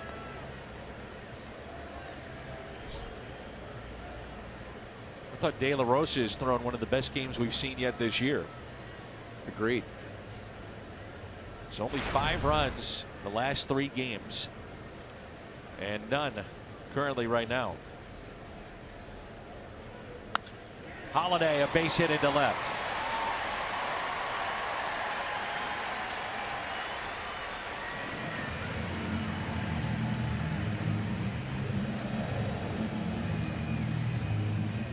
So the tying run is on, and it brings in the go-ahead run, Brandon Moss. Classic Matt Holliday base hit. An off-speed pitch. He went down to get it. Much more of a line drive hitter than he is a home run hitter.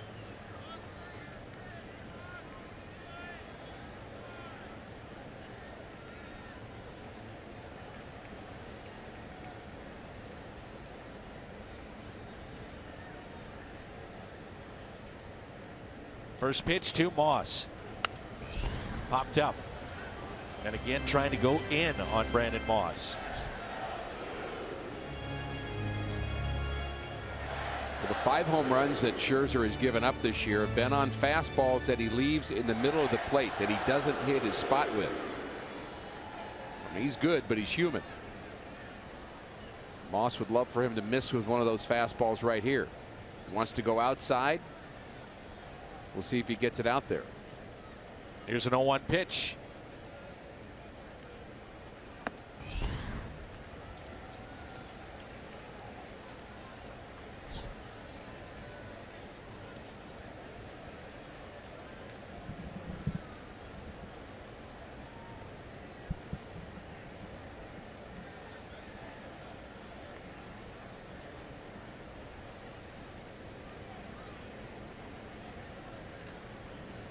A short lead at first, and here's a 1-1 pitch to Brandon Moss.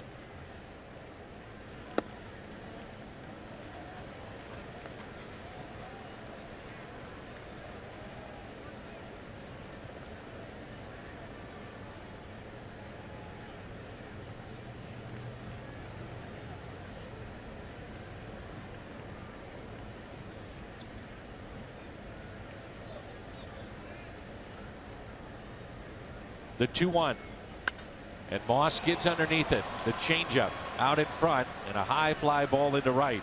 Bryce Harper is under it. We head to the 7th, and the Nationals have the lone run today. It's 1-0 from Busch Stadium.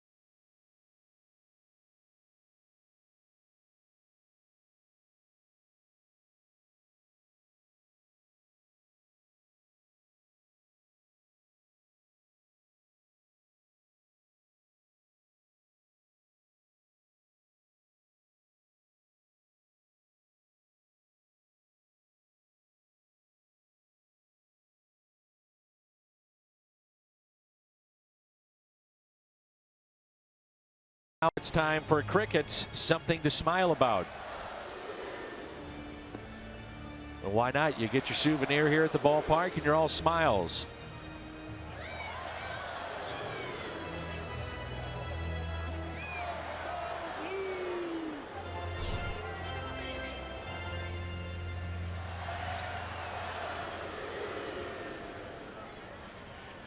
We have an answer, by the way, for your question about what you do with the eye color. We do already? DIC, dichromatic. You're not making that up. You actually have the answer. It was told to me on Twitter and also by our esteemed man in the truck, Keith Oberman, and his assistant, Keith O'Brien. And also thank you to Alex Fritz for passing that along on Twitter. Little fly ball out to left. Daniel Murphy flies out to Holiday. And Alex also has a dog named Yachty. Want to pass that along, and my well wishes to Yachty.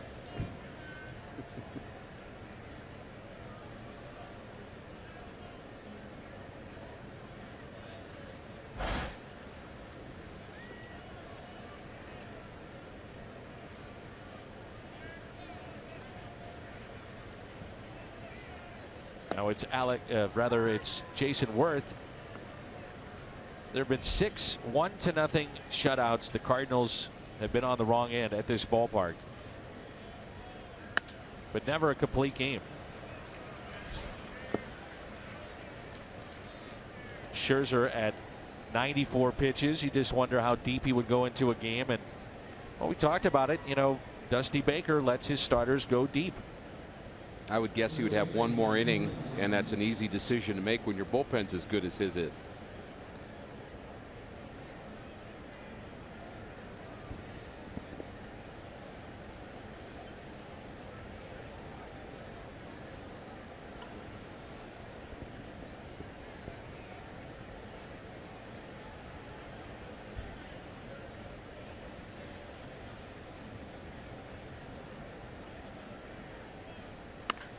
High fly ball into deep right center field off the bat of Clint Robinson, and this ball is gone. It's a 2-run homer, 3-0 Washington. Clint Robinson, his first home run of the year, and puts it into the bleachers in right center.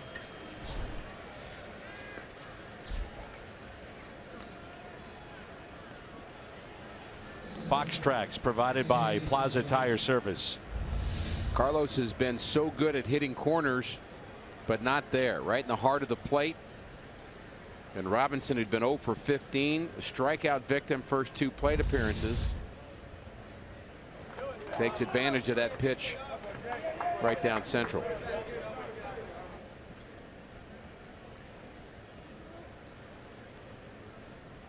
He had struck out twice prior to that at bat. Now a 2-run homer. 1 out, nobody on, and that's laced into right center field. Grichuk looks up, and this ball is gone. Danny Espinosa back-to-back home runs for the Nats, and it's a 4-run lead.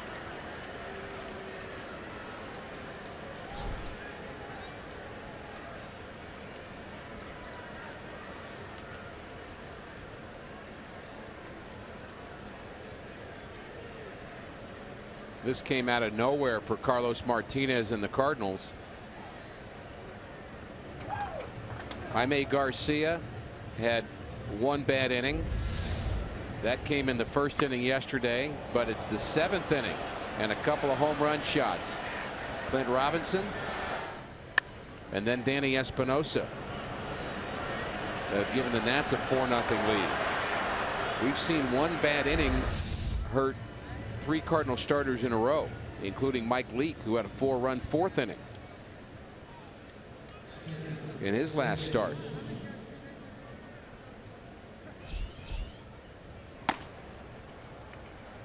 Kevin Segras starts to throw in the pen.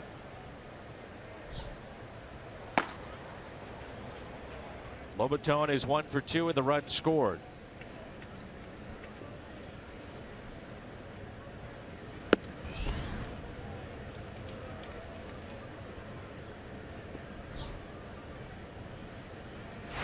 as you said, came out of nowhere. Martinez was cruising in this game. Hit sharply and backhanded by Wong as he makes the play.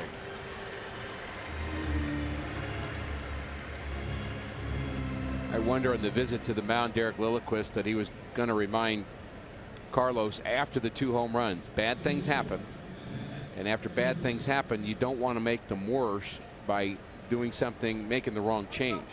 By getting so out of your delivery that you start overthrowing again and you start getting bad habits. You know, it's easy to stay on what's working when it's working. But when you have a bad inning, you tend to want to revert back to old habits. Wants to make sure Carlos stays within himself, keeps throwing strikes. Scherzer the base hit past Diaz. I wonder if Diaz is hurt because he was diving for that and dove into the grass without any give. No slide on that, and he's slow to get up. I saw that too, and I wonder if the Cardinals training staff has seen it. Mike Matheny's out to take out Carlos Martinez, but I wonder about Diaz myself. That looked very awkward on that dive. There's the hit. And the dive you're talking about, it just doesn't give. His wrist gets caught under his body a little bit, and he seemed awkward when he bounced up. He was grabbing his wrist a bit. There it is.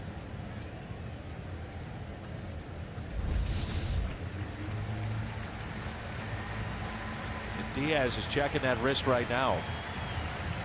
A Chevy call to the pin. That's it for Carlos.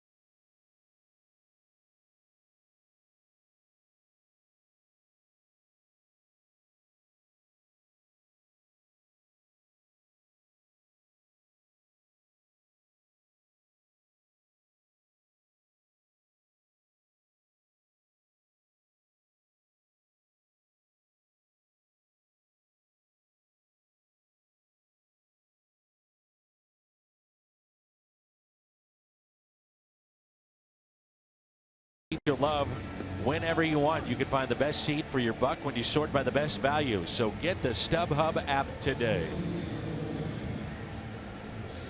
The 4th career 2-hit game for Max Scherzer.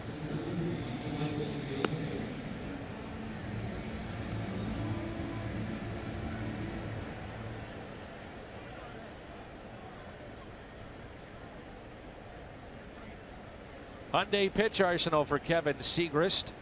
Fastball, changeup, and curve. It's now a 4-run lead for the Nationals.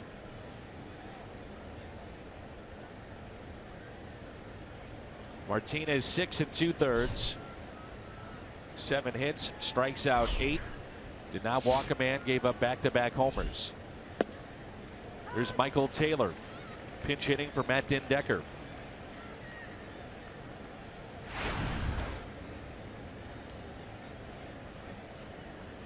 Taylor started 2 games in this series.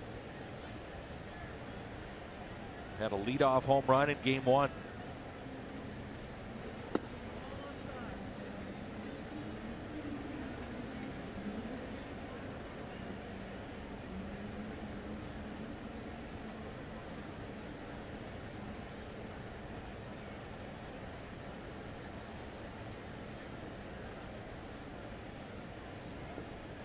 Two and 1 the count. Kevin Siegrist off to a very good start for the Cardinals in their bullpen. The bullpen overall has been terrific. This is his 11th appearance. He's gone 8 2/3 and only 5 hits allowed. The 2-1 pitch to Taylor.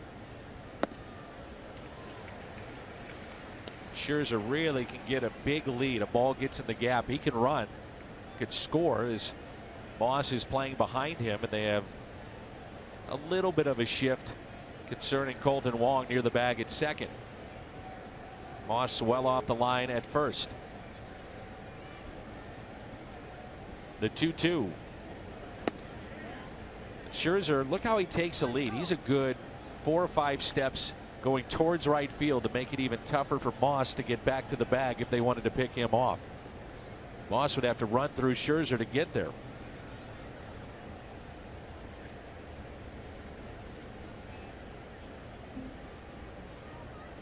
A 3-2 pitch to Taylor. A strikeout for Siegrist. But 4 hits in the inning and back-to-back home runs. 2-run shot by Robinson, solo shot by Espinosa. Scherzer doing a little bit of everything here today. On the mound, he has struck out 8 and 2 hits at the plate. It's time to stretch.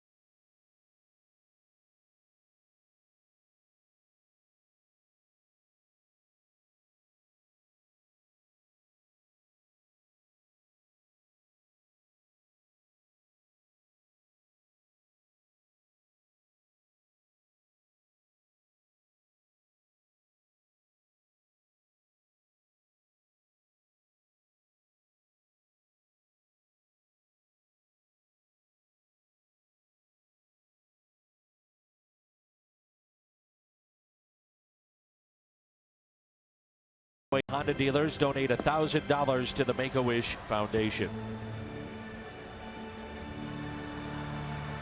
4-0 Washington. And Max Scherzer is dealing. This would be a tall order to try to come back against the former Cy Young Award winner the way that he's been throwing the baseball today.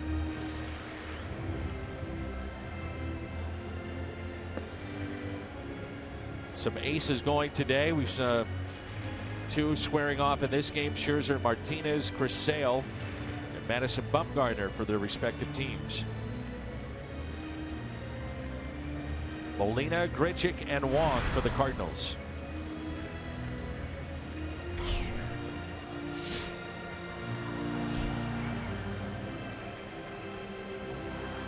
The Nationals have won 8 of their first 11 on the road.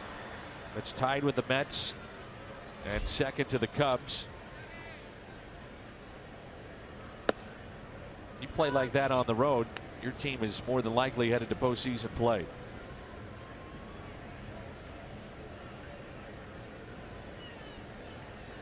Here's an 0-1 pitch. Well, it won't be an easy comeback against Scherzer or the Nationals bullpen, either one. We've seen guys throwing 95 out of that bullpen Papelbon's the closer, but I think the best stuff belongs to the other guys.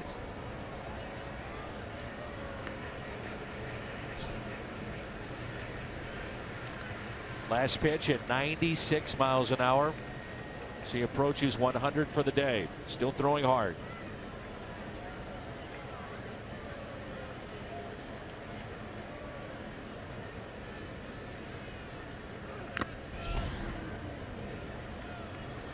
There's Jonathan Papelbon, the closer for the Nationals. I'll tell you what, you know, Rick, after watching Treinen, the catcher caught that on the face mask in the helmet, but after watching Rivero and Treinen and some of these guys they have coming out of their pen, you're right, Papelbon is more now of a pitch to contact type of closer. Those other two guys are closers in waiting. And there may be a time where they take over that job. And of course, it's Papelbon's now, and he has the experience, the background, and the knowledge of how to get people out in the ninth inning. But eventually, those young guys are going to want that job too and deserve it. And who knows when that is? May evolve as the season evolves.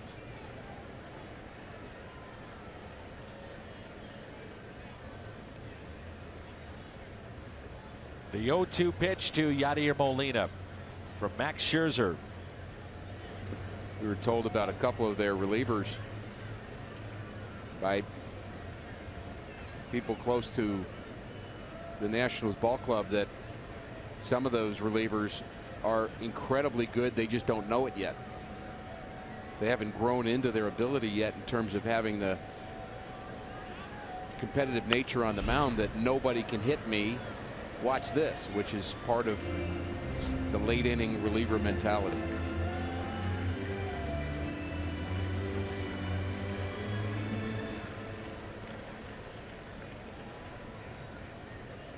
This might be one of those times when you think about, I'm facing this guy. Maybe not anymore for Max Scherzer, but he grew up in the area, grew up cheering for those teams in the mid-2000s in which Yadi made his debut back in 2004.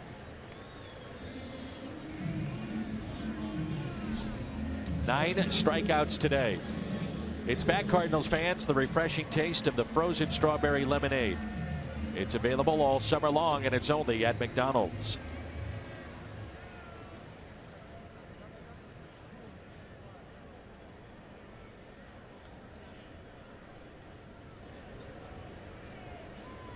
Cardinals with 4 hits today, 2 from Carpenter, 1 from Wong, and the other by Holiday. Little chopper hit left side. Grichuk hitless today. 2 down. That was the defensive swing I was talking about earlier from Grichuk. Not really attacking the ball here. He's just trying to put the ball in play, and that's a pitcher getting you out. Instead of you being the aggressor. Almost say that Grichuk has cut down on his swing too much, if you could say that. Just seems to be a little defensive right now. Just trying to find that right groove, that right timing. It's a project. 2 outs, nobody on. And Wong looks at a breaking ball low.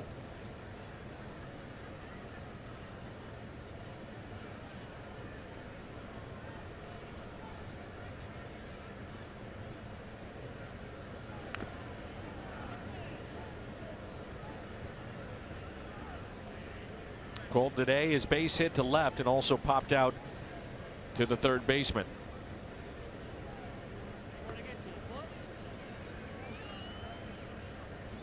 And again, they're going to give the catcher a little time to catch his breath. Another foul tip that got him.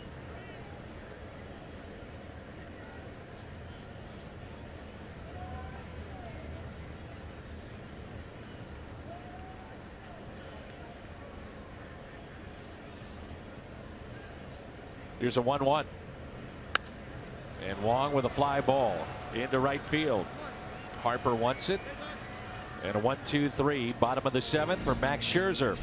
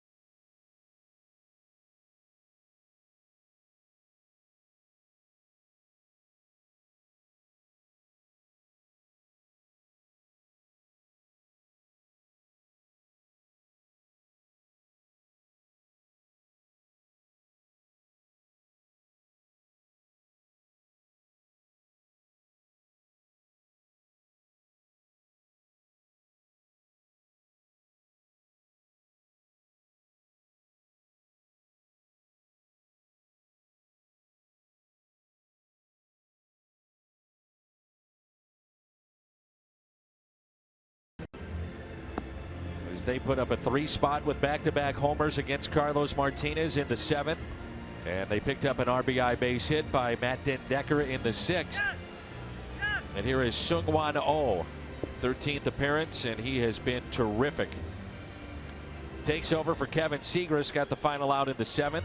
And this is our Chevy call to the pen. We were talking about power relievers for the Nationals who could be closers. Feel that way about O right now. Stuff has been electric, and really didn't notice that in spring training. Didn't think he was really a plus fastball guy, but it's very sneaky fast. Hitters do not react well to his fastball. They're always late. He'll get Rendon, Harper, and Murphy. Mike Matheny was saying before the game that you could just tell that O is a pro's pro. And he said, what I mean by that is that he's been in these kind of situations before in which he just has the look of a late innings reliever, a guy that can handle high leverage situations. You may recall he had a walk in Atlanta and the Cardinals pitched out of a jam that he started the inning with. The next day he went into Mike's office with Eugene Koo, the interpreter, and said, I need to apologize for the walk last night. You don't get that every day, do you? No, you don't. Here's a 2-0 pitch. 3-0. Rendon has struck out twice and also grounded out to short.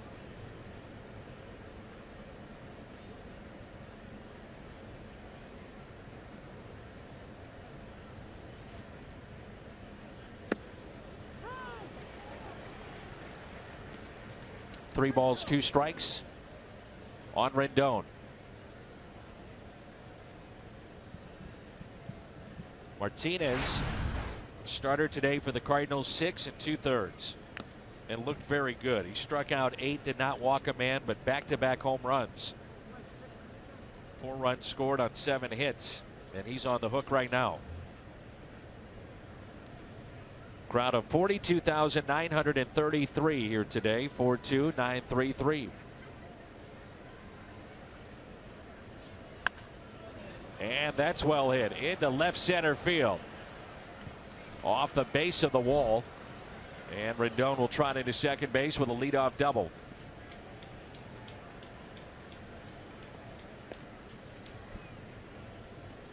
I thought the pitch before that Rendon saw it too well.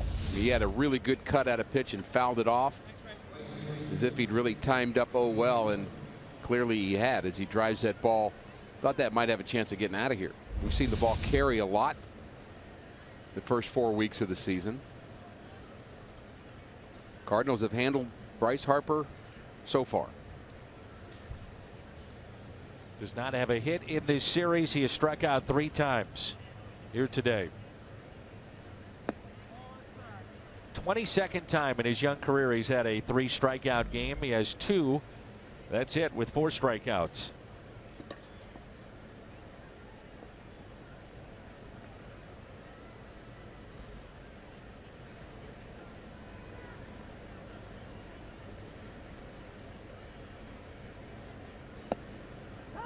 One ball, 1 strike.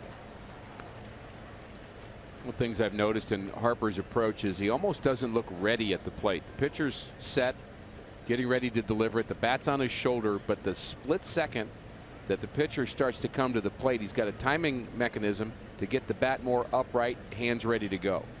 Almost doesn't look ready. Still doesn't. Now he's ready. Hitters call that a trigger. And a lot of different things you can do with your hands. Sometimes it's movement, sometimes it's with your feet. It's something to get you ready and in position to hit.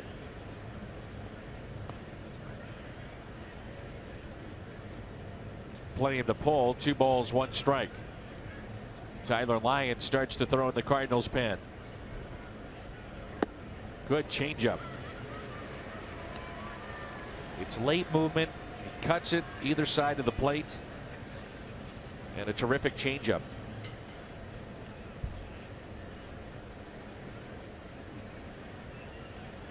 Let's hope he gets out of that so he doesn't have to go to apologize to the manager tomorrow. I'm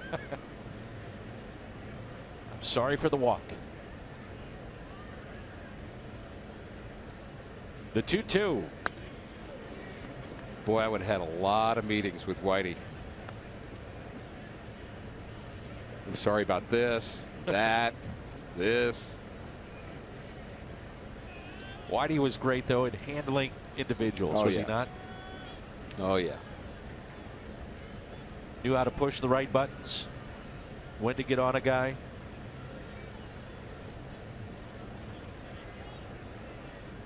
Another 2-2 pitch to Harper.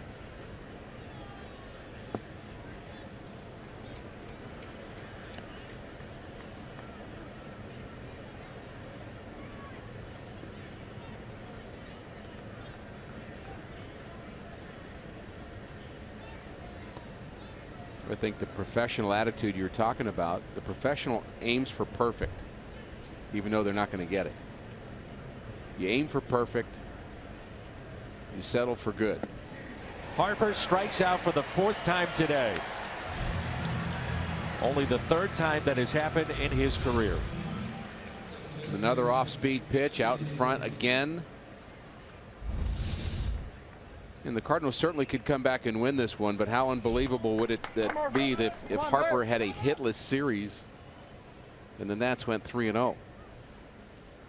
You wouldn't have predicted that. Especially, and we've talked about it a lot, but Harper and Murphy, the two guys that really were hitting well coming into the series. Everybody else was hitting close to 200 combined. That slap the other way. That's a fair ball. Murphy on his way to second base. That scores Rendon.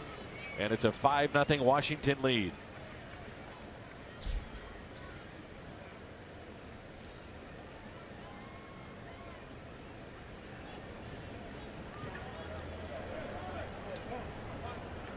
Very simple approach for Daniel Murphy. That's his 8th double of the year. He just picks the foot up, puts it down. Very simple.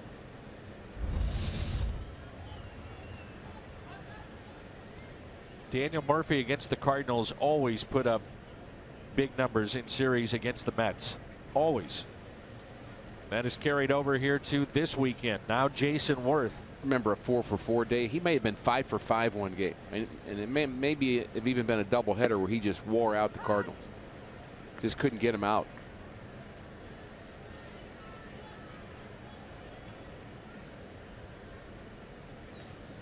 Runner at second is Murphy. Here's Worth. Singleton scored back in the 7th inning.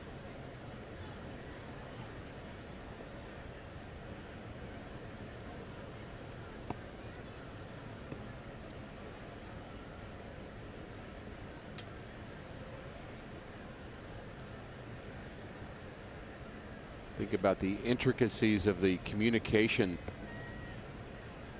That's a challenge with Sun-Hwan Oh, and of course Yadier Molina is catcher. They have to communicate, but Eugene Koo, you mentioned him, he's the translator. He's right next to the pitching coach and the Cardinal manager, and if there's something they want to yell to him from the bench, he needs to be the mouthpiece for that. I would think Eugene has learned an awful lot about pitching in the last couple of months. Major League life.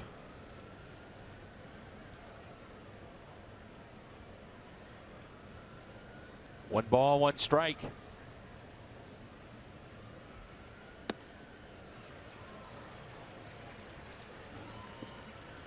Pitching coach may say, and here's communication now, Yadi having the conversation, but everybody interested in what's really being communicated there. So say you say, stay back, keep on top. I mean, in English language, we know what that means in a baseball terminology, but does that 100% translate to someone that doesn't speak English? I don't know. It's a challenge. 1-2 pitch. Hit out of play.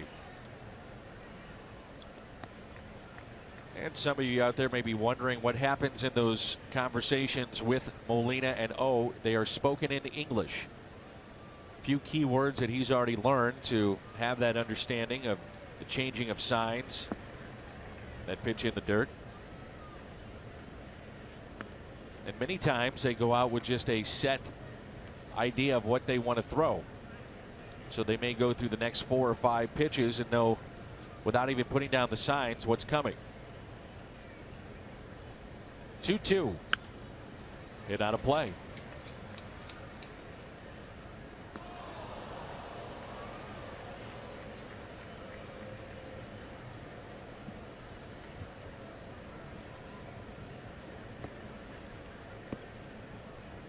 Worth is hitting just .216. And a fly ball lifted out to center. Going back, Randal Grichuk with just enough room.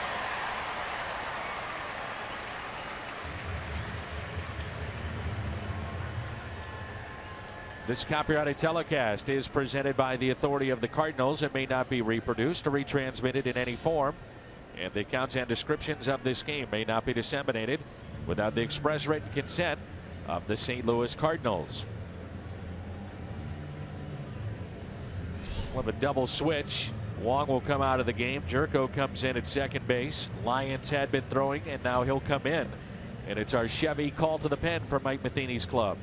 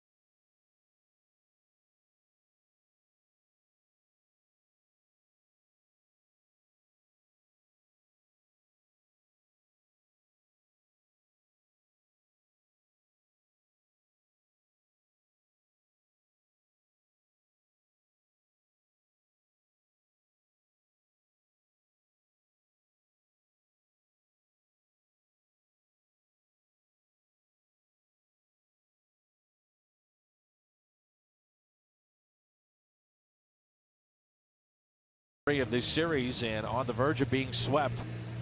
Jed Jerko takes over at second base. Tyler Lyons comes into the game.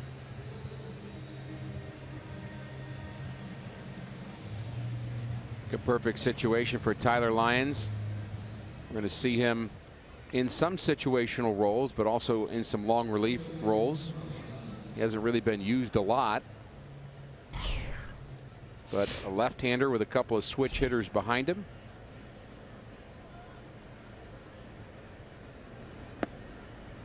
A strike to Clint Robinson, who homered back in the 7th. One thing you get from Tyler Lyons is that sharp breaking ball.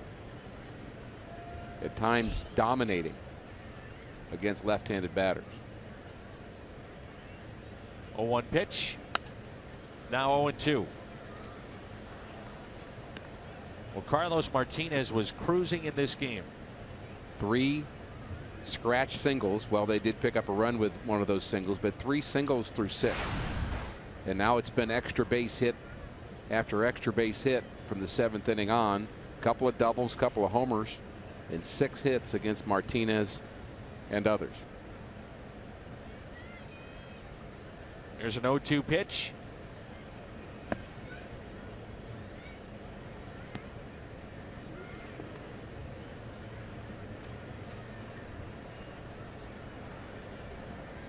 His club has played so well on the road. Dusty Baker trying to go to 10 games above 500 with a win today. 2-2 the count.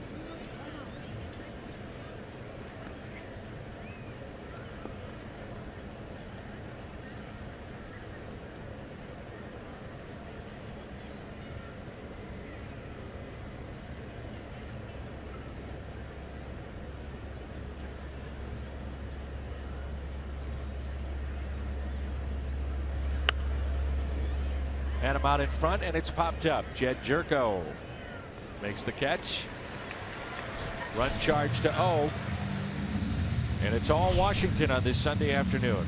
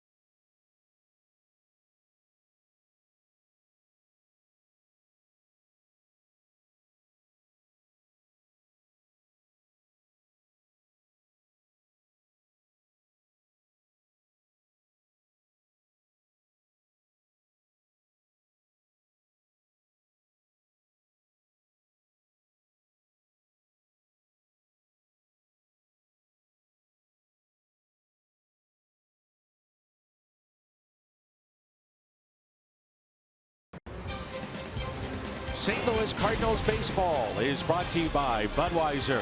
This Bud's for you. By your local Volkswagen dealer. And taste the all-new Double Jack Burger today, only at Jack in the Box. Felipe Rivero takes over out of the pen for the Washington Nationals. And this is one of the guys we were talking about in our Chevy Call to the Pen that has been impressive in this series. Rivero came in yesterday in the 8th inning and struck out 2. He was throwing very, very hard.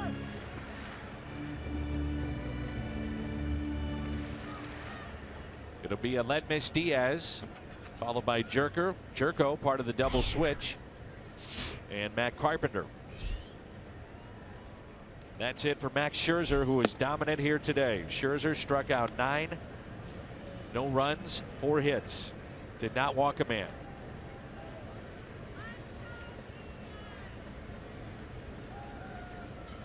Diaz is 0 for 2 out in front of that changeup. 1 ball, 1 strike.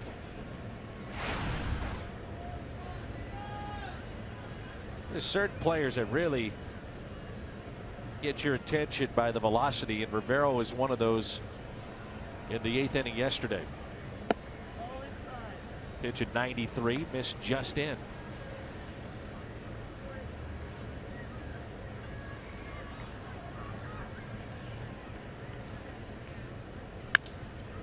And a high fly ball lifted into right, backing up Bryce Harper, and he makes the catch. Our Budweiser What's on Tap. Here come the Phillies to town. First of 4 against the Fightin' Phils tomorrow. We'll be at the Champions Club. Jeremy Hellickson pitching for Philadelphia. Adam Wainwright for St. Louis.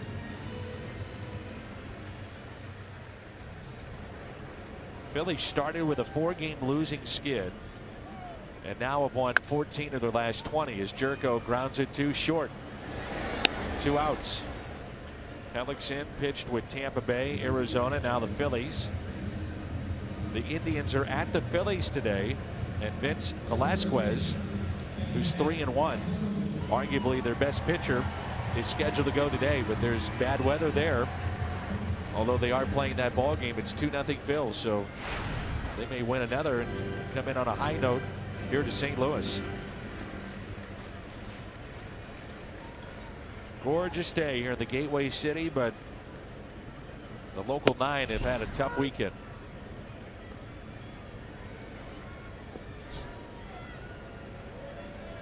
Carpenter a 2-hit day. He's 2 for 3.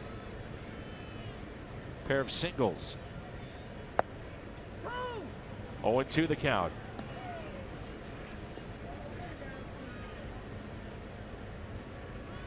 Adam Wainwright in his career 5-2, ERA under 3 against the Phils. You know, he'd like to turn the page from April. He is coming off a win, but 1-3 with an ERA over 7.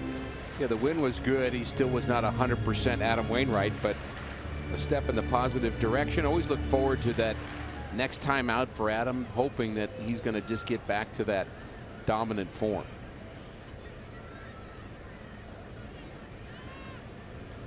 The 0-2. Carpenter stays alive.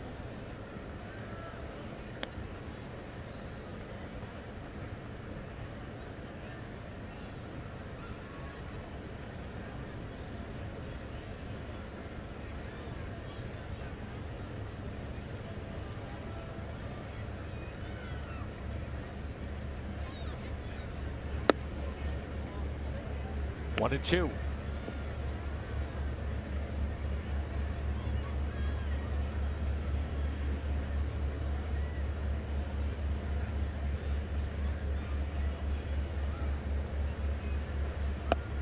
Strikeout of Carpenter. That sends us to the 9th.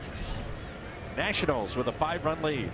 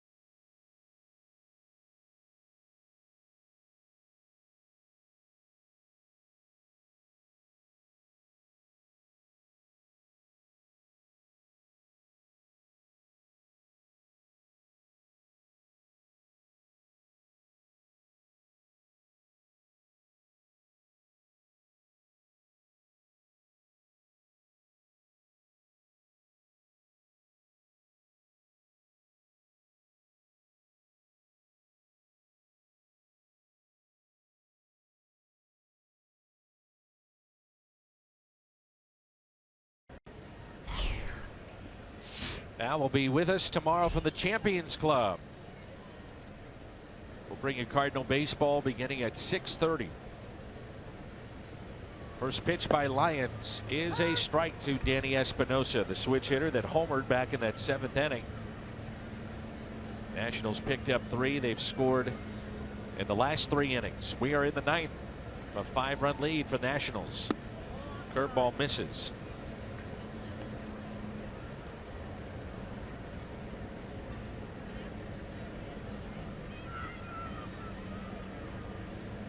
Been a tough 4-game stretch right now for the Cardinals.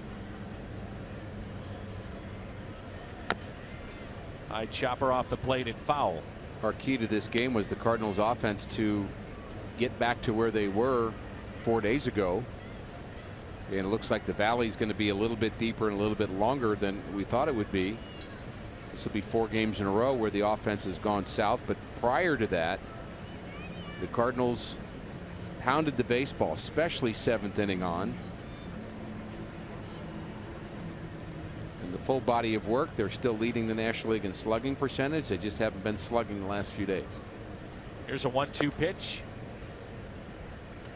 Only the third time in his career that Martinez has given up 2 home runs. First time he's allowed back-to-back, and that happened in that 7th inning. Max Scherzer, when he goes 100 pitches, more times than not, he's going to win. There's a strikeout for Lyons. He is 93-34 when he throws at least 100 pitches. 93-34. It looks like he'll go to 60 games above 500 when that happens. He's in line for the victory today.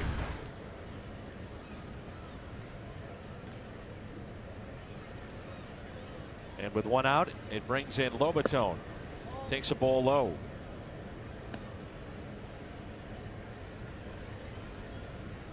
Washington came into the series having been swept by the Phillies. And a real tough road trip for them. When you face St. Louis, you come into this ballpark, this atmosphere. Cardinals always tough at home. They will go to Kansas City and then finish up against the Chicago Cubs.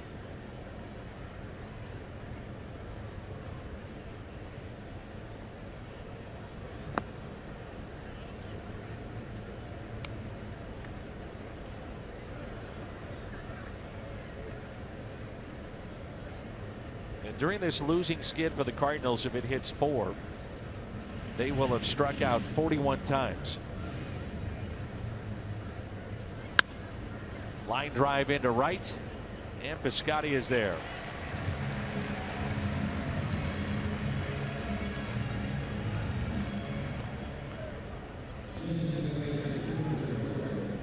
So Lyons has come in. He's faced 3 and gotten 3 outs. This is Chris Heisey. You know, when the bats aren't going, the pitching needs to pick them up. Defense needs to pick up when other things aren't working. It's just what a team does, Dan. And what we've seen the last few days is the pitchers having 1 bad inning.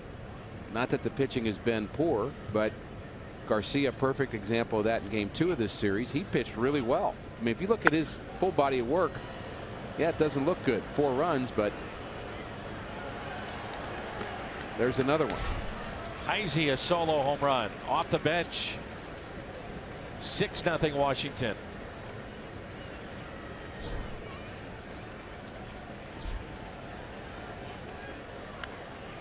This will be our Nissan drive of the game. 3rd home run for Washington.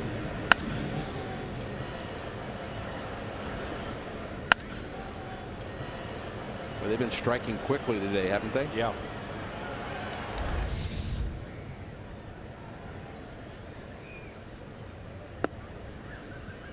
Second plate appearance for Taylor. Of course, Dusty Baker at Heisey for a number of seasons in Cincinnati. Here's the 0-1 pitch.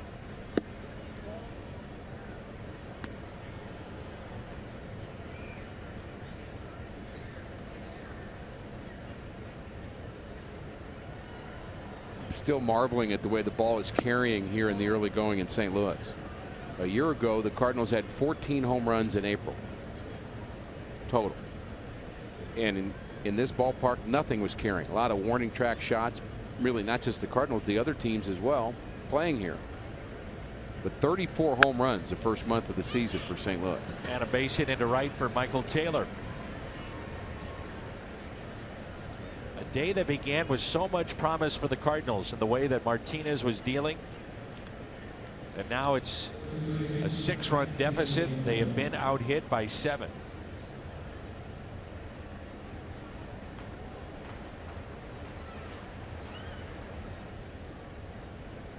There's Anthony Rendon. This ballpark has gotten quiet.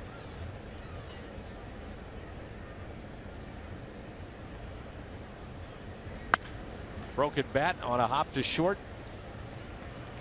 And that sends us to the bottom of the 9th. 6-0 Washington.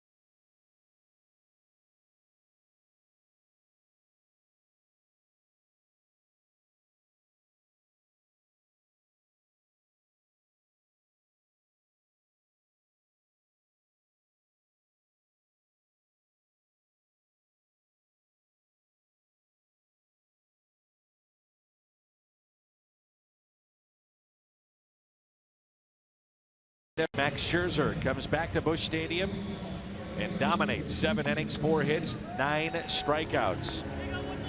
Started our telecast wondering about where's the fastball, how does it look, mechanically out of whack. Well, everything was on track here today. Last time swept at home. Cardinals were swept by the Texas Rangers in the 2013 season. Last time they were swept by this franchise at home when they were the Expos 30 years ago.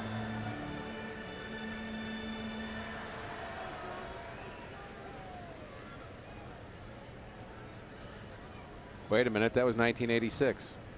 You got it. There's Stephen Piscotty.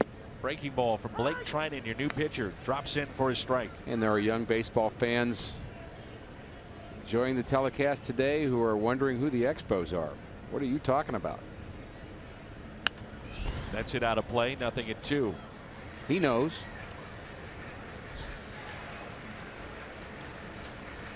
I miss going to Montreal. Fun city. Ballpark was not great. No. Olympic Stadium. Not for baseball. Built for the Olympics in the 70s, and they played baseball in there. And who knows, without the strike, we may be still going to Montreal. They have had incredible crowds in their exhibitions. I don't know if you've noticed that in spring training. Toronto will play there at the very end of spring training, and they sell it out.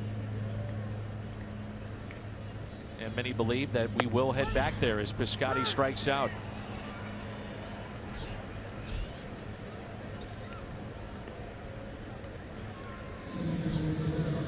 Brings in Jeremy Hazelbaker.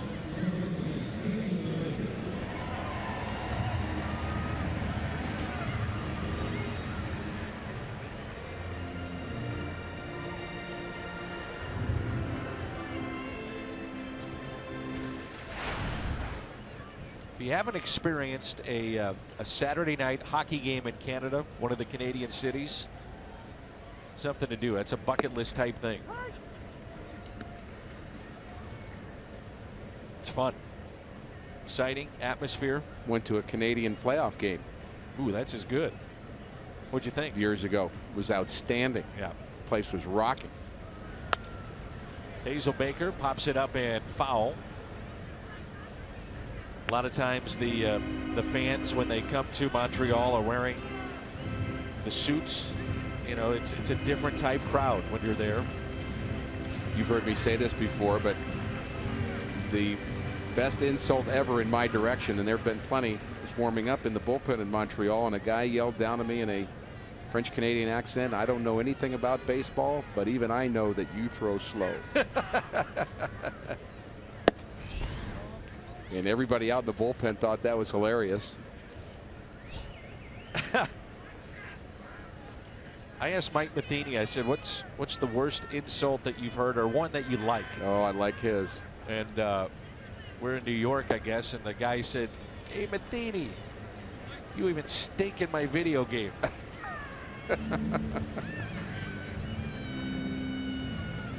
I feel his pain.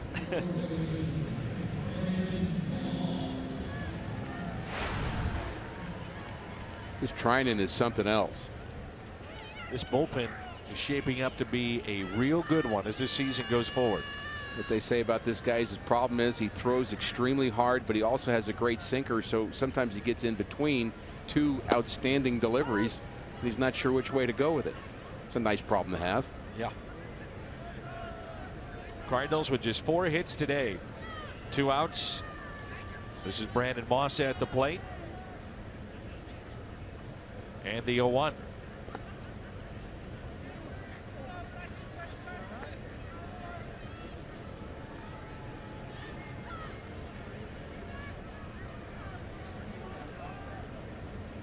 It's Chris Spire, part of Dusty's staff. He's back. Was with the Reds and Dusty. Lobaton has gotten beat up a little bit. There's Chris. In for the cycle at one point in his career against St. Louis.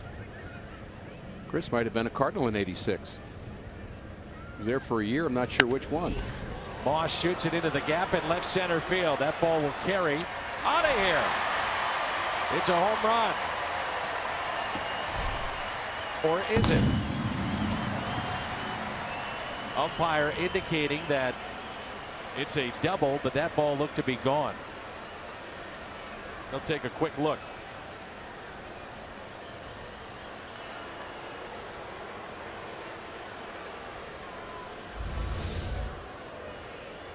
That's a home run clearly.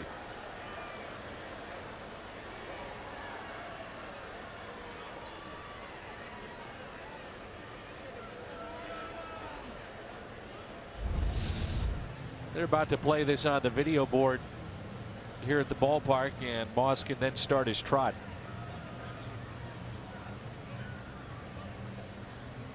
Frankly, it would be a little more dramatic if it was a grand slam in a 3-0 game instead of a solo shot in a 6-0 game. But it'll still be fun, Dan.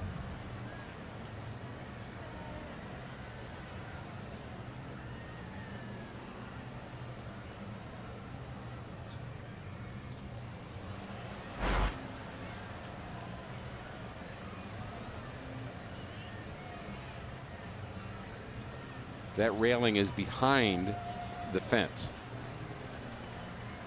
I believe that's where it hit. Should be a simple process. And here we go. Ready for your home run call? It is gone.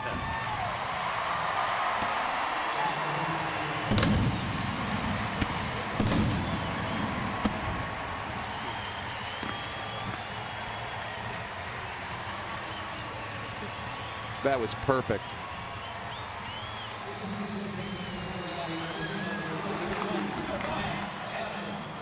You held the suspense for a couple of minutes. Oh, yeah. Here's Matt Adams. He'll pinch hit.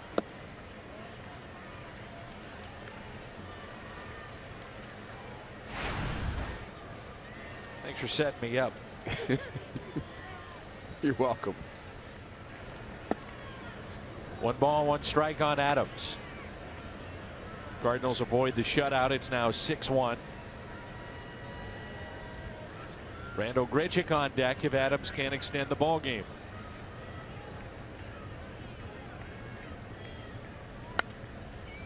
And the Cardinals down to their final strike.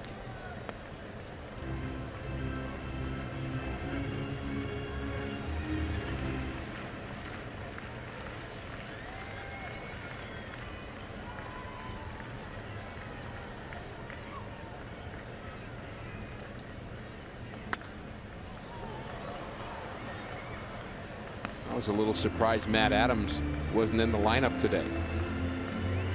He's a guy the Cardinals are trying to get going and been swinging the bat better of late.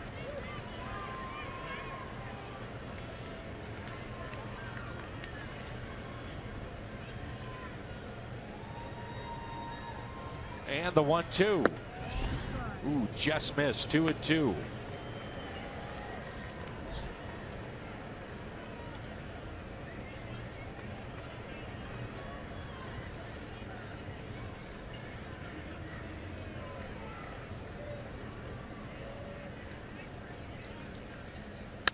Adams with a base hit into right center.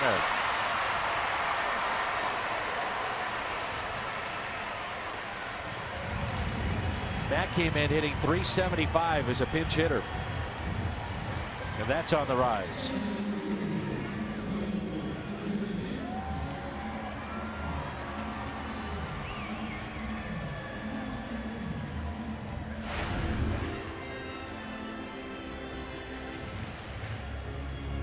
That's only slightly above the team average as it comes to pinch hitting.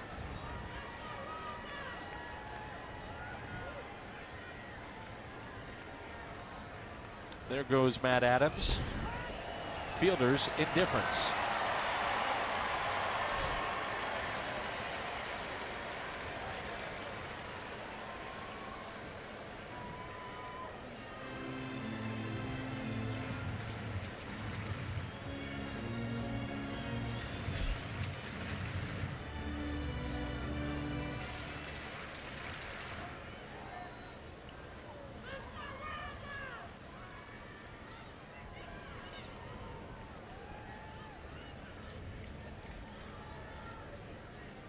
0-1 pitch with Adams, your runner at second base.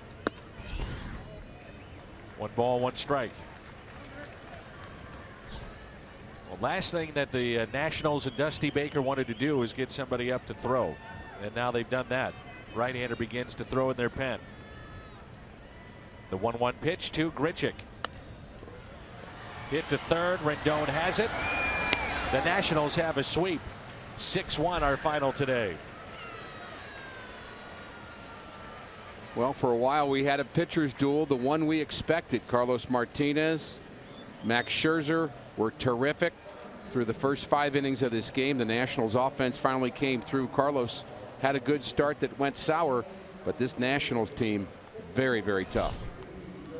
Phillies are in town tomorrow night. We'll be at the Champions Club. Hope you join us at 6:30.